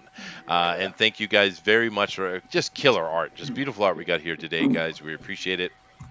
And what we're going to do now is we're going to take a look at each piece of art and let you guys make your get your information so you can make your decision. And just keep in mind that the straw poll will not go up until I am done. So we'll start with Matt and we'll go down here to Caesar. So this is Matt's piece, everybody. Really nice, Matt. I like what you did today, dude. Yeah, thanks a lot, man. It's been fun hanging out with you guys and celebrating some Monster MD. Absolutely, dude. We had some fun, and we talked a little bit about strippers, which that's always fun too. So you know, I was hoping you'd bring up some stripper stories. I got a lot of them. I've heard legends told of them. Yeah, but I didn't want to go too deep because there's always some people that'll yell at me, especially Gary. He'll yell at me for sure if I tell those stories. But nevertheless, Matt, this is a killer-looking piece. I love it. You did focus on a single character, but boy, did you bring him out, dude. I'm loving this character, Vaughn. She is stealing the show, man. It is beautiful, and I kind of man. love it. Yeah, I love it. And this is a great piece. Oh my god, she's just this is her personality, you know. But just yeah, Heidi deserves it. Great. It is very nice. She's cool people. All right, guys. So if you like what Matt is doing, definitely vote for him on the straw poll. Just keep in mind this is Matt C. I'm not exactly sure what kind of shenanigans Booster has been up to and how he named him, but this is Matt C. Hopefully, Booster. I put him as Matt Krotz. Okay, well there you go. That's cool. Yeah, my name's out there. You can't. All right, there you go. Matt. I Krotz. absolutely doxed him. I'm so sorry. No, yeah. Well, he doxed himself. I'm It says Twitter at Matt Krotz I'm right a there. doxer! Oh, God! All right, moving down the row I'm here. so We have Josh's piece. This is Metz here, guys. This is Josh or Joshua Metz, depending on what Booster put it in. But this is a real cool piece you got here today, Metz. I like it, dude. Put him as Joshua Metz. There you go. Yeah, so if you guys like what Metz has done here today, definitely go over and vote for him. It's a cool piece in the operating theater with Frankenstein, of course. Nice. Let's come over here next to Ghost of Henry. Yeah, Ghost, man, I love it, man. A beautiful piece you got going on here, dude. Thank you. That is sweet. It is nice, dude. I like it a lot. So if you guys like what Ghost has done, definitely go over and vote for him on the straw poll. This is a really cool piece, man. It's really nice. A lot of work. All those likenesses, the monsters came out great, man. It really feels like the book. It's really cool. It is cool, dude. I like it. I like a little character, especially the little monster boy there. I like that. All right, guys. So if you like that, vote for Ghost, right? Next, we have Facundo, and he has done a very nice little panel here. This is a cool piece. Sweet. How do you feel about your work for today, Facundo? Well, it could be always a little better, but okay. Okay, yeah, typical artist answer I always get. Of course, McCrank takes the cake on that, because every time I ask McCrank, I say, "Hey, dude, what do you every time? What do you think? It's a great piece. You like it? It sucks. It is crap. I hate sucks. it. I will shoot it into the sun, man. I love the little goat girl though. Yeah, could I pay you? Maybe put her in I could put her in a book later. Give her a little cameo. Maybe. Hey. Yeah. Collab in the house. Let's talk about it. We'll talk about it. All right, guys. If you It's a golden dragon. if you guys didn't like enjoying what Facundo has done here, definitely go and check him on the straw poll. I'm sure Booster has written that Facundo. I'm sure he has. So I do apologize, Facundo. Spelled it perfectly. Booster is an ass. It just is what it is, dude. I'm a lovely man. Baby. Can we vote baby. for that? There it is. Whew. The mullet in the house, baby. All right. All right, guys. If you like what Facundo has done, definitely go vote for him. Moving down here, we have so Doug. far away together. Oh, no. Oh, no. Self-portraits. Oh, You'll have erotic experience. Oh goodness! Now this is from Doug, and Doug has done 2 pieces today, dude. Awesome, wow, dude, beautiful pieces you got here, Doug. How did you enjoy your experience today? First time. Enjoyed it very much. Yeah, this was awesome. Awesome. And I like it. I particularly I like the one on the right the most. Actually, they're both funny though. They're both got that sense of comedy, which is awesome. But I don't know, they're both good though. But the one on the right it feels.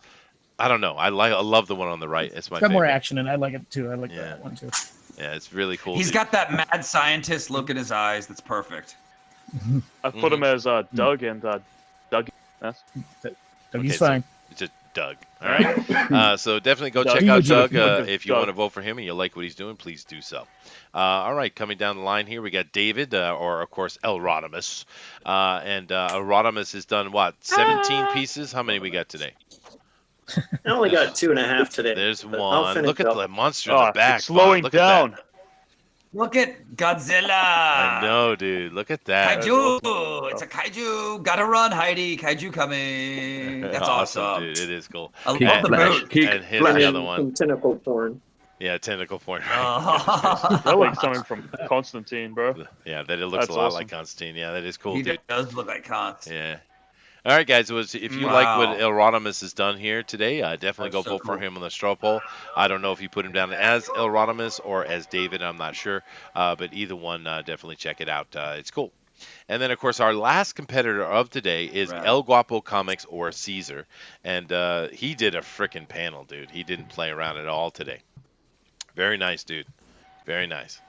Yeah, it's beautiful. Hey, yeah. El Guapo, can you do me a solid? In the corner of your Hangouts, there's 3 dots stacked on top of each other. Can you press screen share and pick up screen or whatever you're using to draw in? That way we can see this a little bit better. It's kind of pixelated. I'd like There to you go. get a hold Boom. of Look that. at that. Look There at we that. go. Did it. Look at that, dude. That is That's better, it. yeah. Holy That's crap. it. Holy, dude. That's beautiful. He got a boo-boo on his finger. And then on his head. Yeah, that is awesome, dude. All right, guys. Thank you very much to the artist. Thank you very much to everyone watching. And, dude, here comes the straw poll. Drop that thing, man. Hey, we got Crypto Comics in here. I haven't seen you in a while, dude, man. What's up? All right, guys, there's that link. Definitely go over there and click on that and make your votes. I will do so in a little bit. I usually like to wait because I have to keep refreshing the damn thing. But go over there and click on that and make your vote. And while you do that, what we're going to do is I'm going to go through here real quick and just show off the art again. And once again, this is Matt. This is Metz. Yeah. This is Ghost. This is Facundo. This is Doug. Here's David, or El Rodimus. And here, of course, is El Guapo.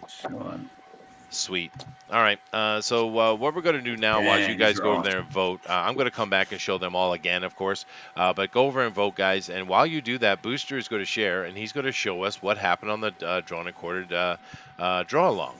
So once again, if you guys haven't put it up yet, if you've been drawing along, please put it up at hashtag DNQFE. Once again, that is hashtag DNQFE. And we're going to take a look at it. So you ready to go, Booster? I'm just going to put up the straw poll a few more times, and if the other mods can take over spamming that, I'd be very much appreciative. So let me just come to the screen sharing now. Well, we have several mods in there. I'm sure someone will pick it up for us.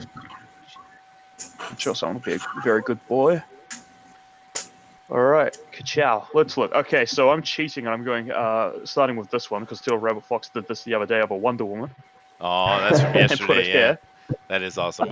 We love his style, Vaughn. Every week he draws along, and he has this great cartoony style we really like. It's fun. Mm-hmm. He's got like a really wholesome Wonder Woman here and a brutal warrior one over here. That's hilarious. And Matt Krotz is cheating by putting in the DNQFE and Ooh. Sure. Cross-marketing. Smart. That's some great stuff. Nice. Yeah, these are amazing. They are, dude. Scott Schmeer is here today. Hey, Scott. How you doing, Scott? Yeah. That is a nice looking piece, too. I like it. It's fun. He's getting ready to do his work, man. Nice. All right. Hide my little favorites tab so no one looks at my porn. Eric Scott Hawkins is here. Oh my God, these are amazing. And, that's Andy's here. Yeah, look at Eric. Yeah, Eric. Of course, wasn't in today, giving up a seat to some of the 4 new guys we had, which is awesome. Thank you, Eric. But yeah, Eric is killer, dude. Look at that. That is awesome, Vaughn. That's hilarious. Oh, wow. Schmeer has an update for us. Ooh, nice. Huh? Wow. More shading involved. Yeah. That is awesome. Done some more here. And Matt Krotz is at it again. He's being a cheeky little bastard. What am I doing? What am I doing? You know what you've done. I was just scrolling through Twitter. What do I? Jason Gonzalez is done this piece, yeah? Awesome. Cover. Yeah, that's very nice, Jason. Good job. Definitely see the Constantine resemblance when other people do them. And here's the madman himself. Oh, yes. Turtle Rabbit Fox. Turtle Rabbit Fox. That is awesome. Look at that dude. He's trying to give a gargoyle or a demon a shot in the ass. That is awesome, dude. Awesome. And while he's getting bitten by one, and yeah. I love his stuff. He really captured the spirit of this one too, though. That's nice. Yeah. Oh, that's my boy great. Adrian. That's great. Hey, Adrian, nice. Adrian's on the show quite a bit too. Oh, that's so weird and cool. Right. You know, that's it the looks cool like Men in Black. It does. It looks like what happened It's like what Beavis and Butthead see when they eat mushrooms in the desert, is what this is. Right. Well, you know, I was this thinking IP. of that scene from Men in Black. Yeah, so am I. But this IP you created here, Vaughn, it actually lends itself to that kind of creativity, dude. I think you could do a lot with it, man. An honor. Oh, thank you. That's an honor. I This tweet love what doesn't everyone's coming exist. up with, man. Amazing. Oh, here we are. What? Oh, here we go. Here we go. Alien Monster MD. That is funny, dude. That's awesome. Who's this from? This is JCM. Joe. That's amazing. Marone.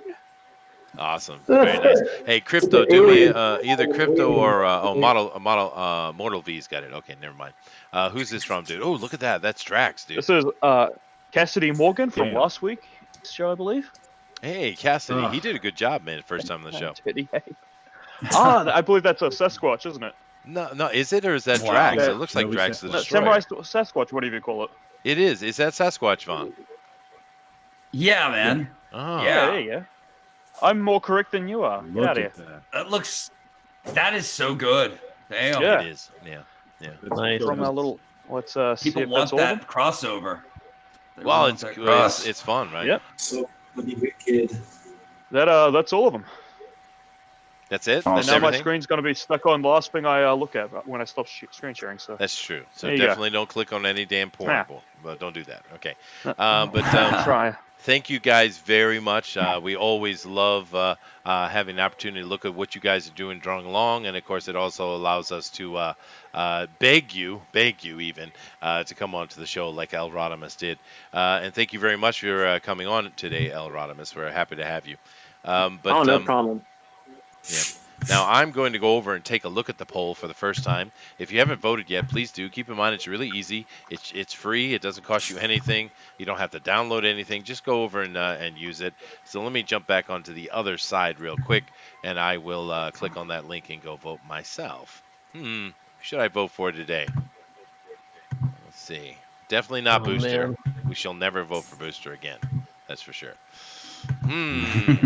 Oh, apparently I've missed one. Oh. Yeah, you're missing one. Why don't you have them all on here? What are you doing, dude? Well, bloody Dinah didn't tag it properly, did she?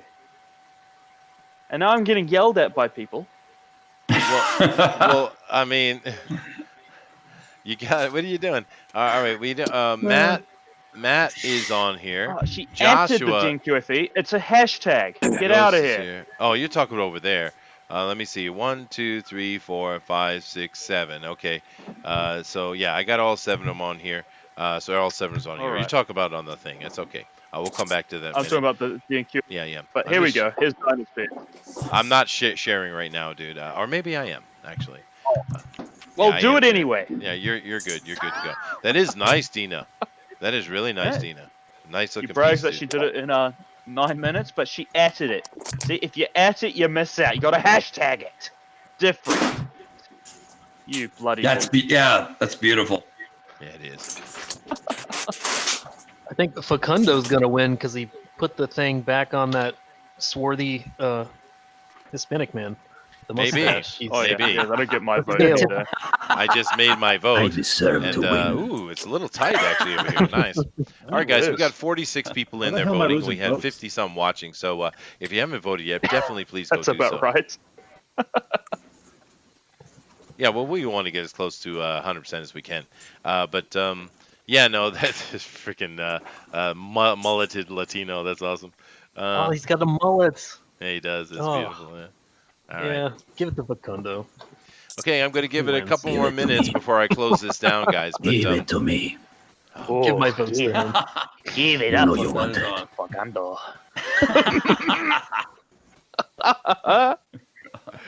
it's like the perfect porn name, even. Oh my god. Love that. Love that. Come and put some Furious. much oil than me. What does just curious? What does Facundo mean anyway? Eloquent. Eloquent. Interesting. Yeah. And that's Yeah. a good name, dude. Good Hey, name. what is that? Portuguese? It Something is. for Portugal? Zaid Comic says it's Rick nude. No, it's not, dude. No, bad Zaid, bad. That image is not going to go away from me all day, you bastard. Jesus.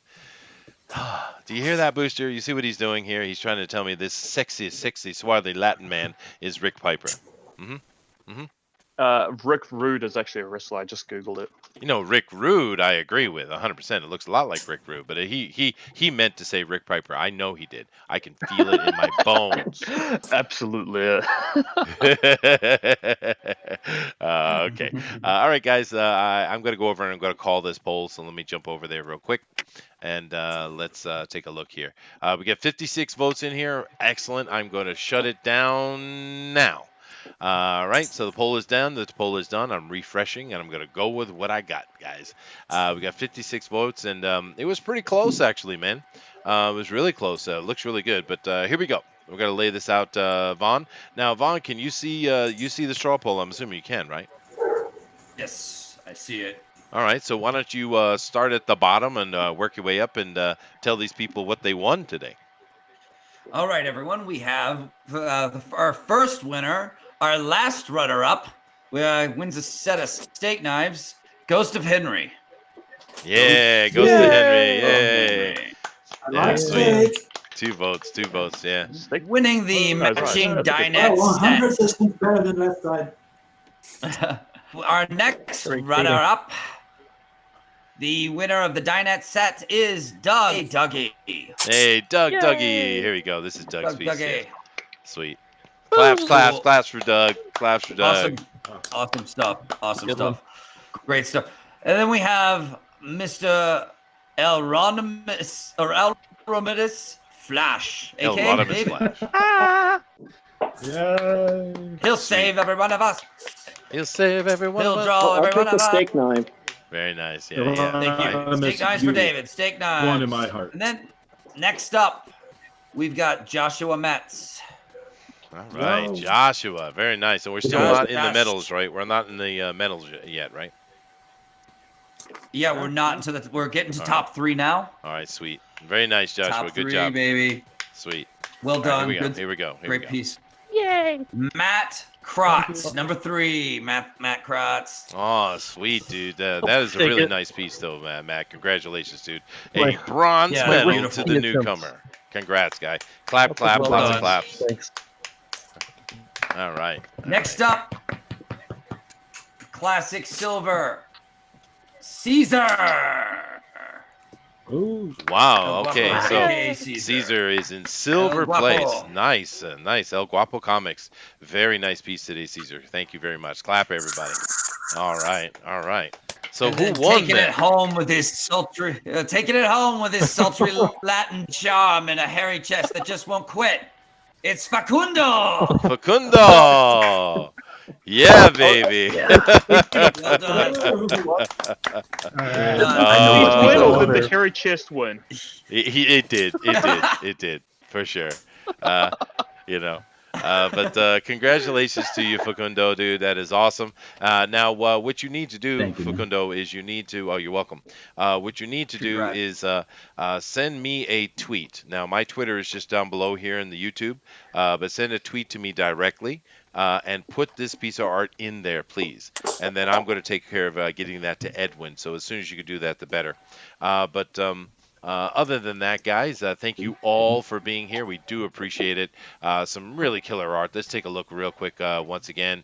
We got it from Matt here, Metz, Ghost, Facundo, of course, our champion today. Awesome. We have Doug. Really cool piece, Doug. We got El Rodimus, beautiful pieces. And, of course, we got Caesar himself. And very, very cool pieces. So, guys, awesome. I'm really happy Booster didn't draw anything today. It saved my eyes. I'm happy, man. But other than that, of course, Beautiful when you know it. Yeah, I know. Of course, we also want to say thank you to Vaughn today for coming on, the creator of Monster M.D. and its success on the Indiegogo. Guys, definitely check that out. Our moderators are throwing that up for you right now, so go and check it out. Back it. It is cool awesomeness. And just before we get out of here and let everyone give their information, Vaughn, why don't you tell them give us your closing comments, dude.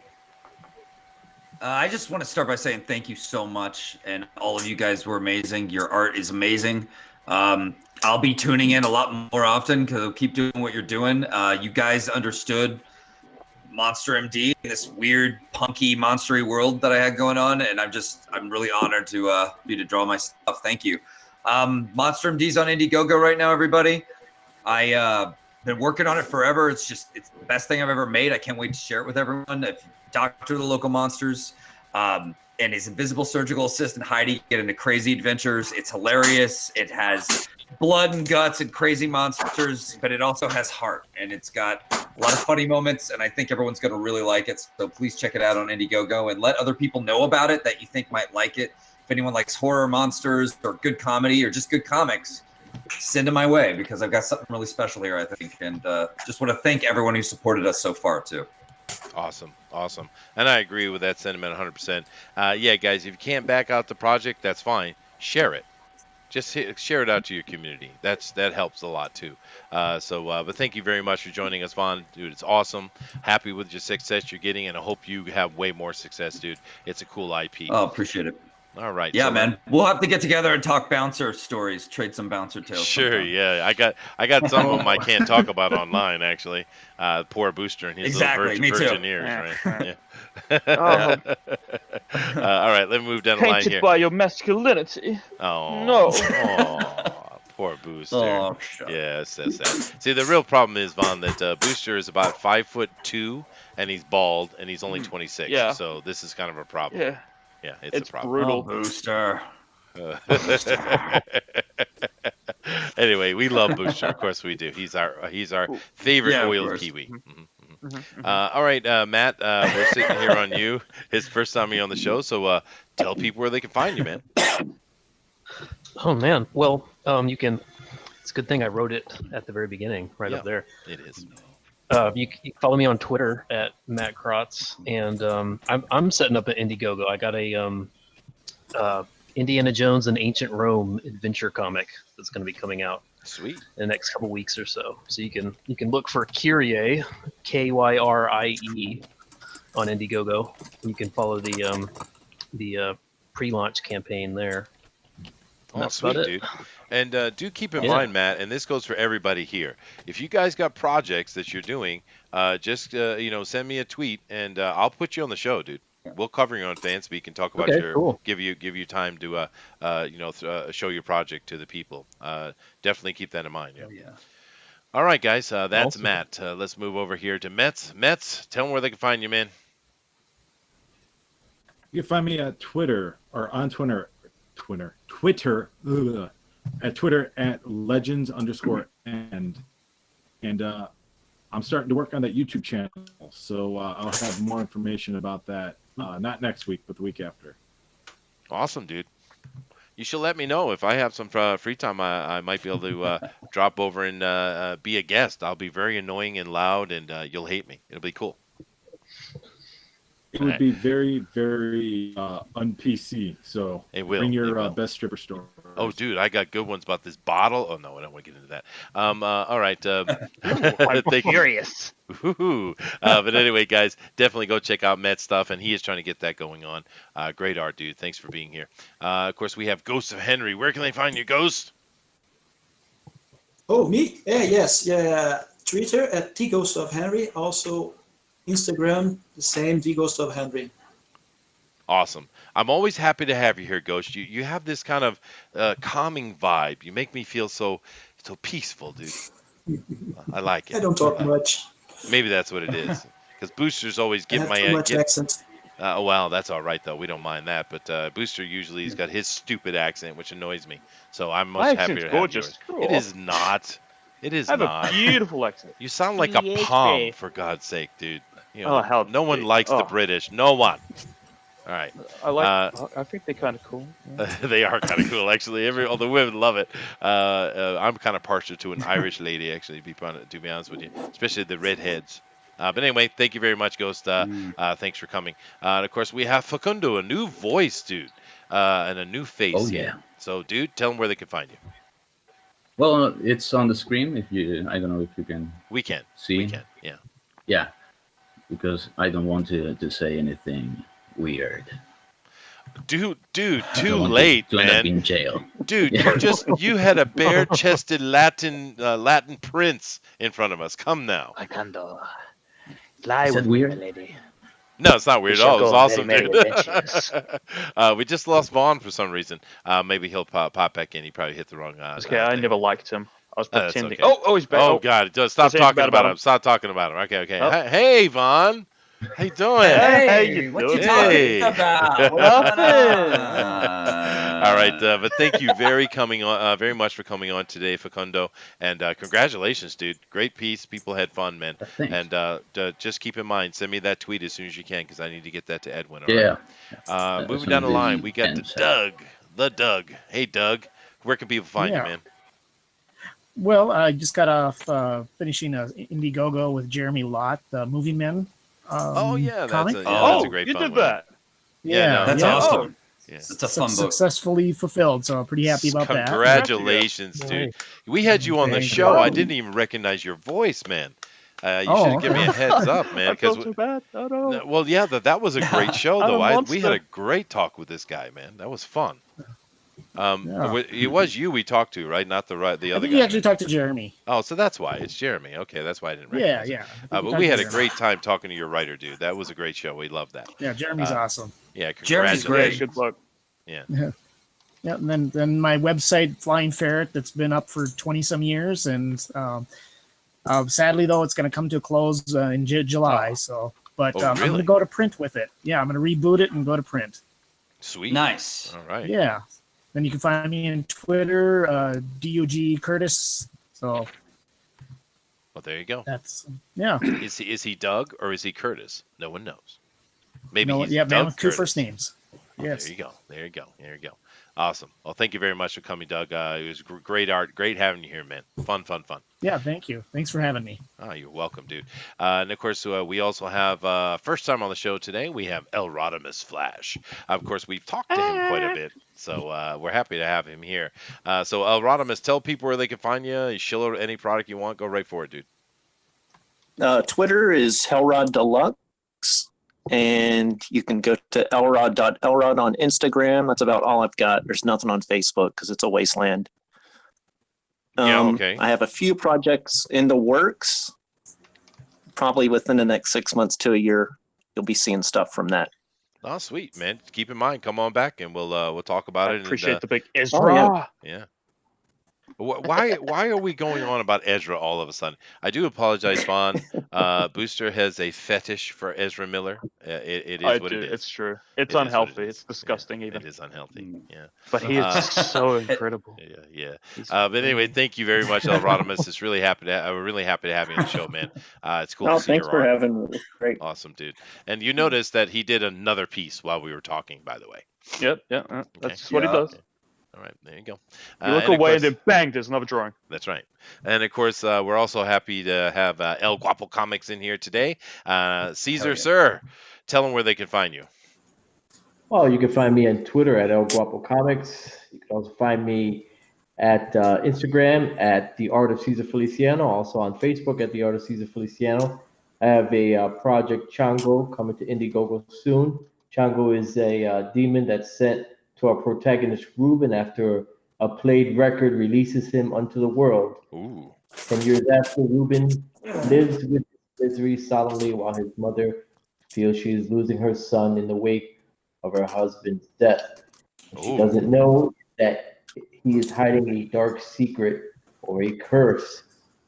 He sees all the demons of our deepest fears and insecurities made manifest. Nice. Elevator pitch, man. There you go. That's what we want. So definitely check that out. Of course, our mods is throwing those links up to El Guapo, and you can go check that out. I do have to say, with your piece today, we did have really cute things with Matt over here. He had a really cute, but I love the little tippy toe thing you had going on with the nurse here, with Heidi. I think it was really cool, dude. I love that. It's a very fun piece. Yeah. Yeah. Awesome. That's a great touch. Great touch. It is. It is. I like that your wife looks like.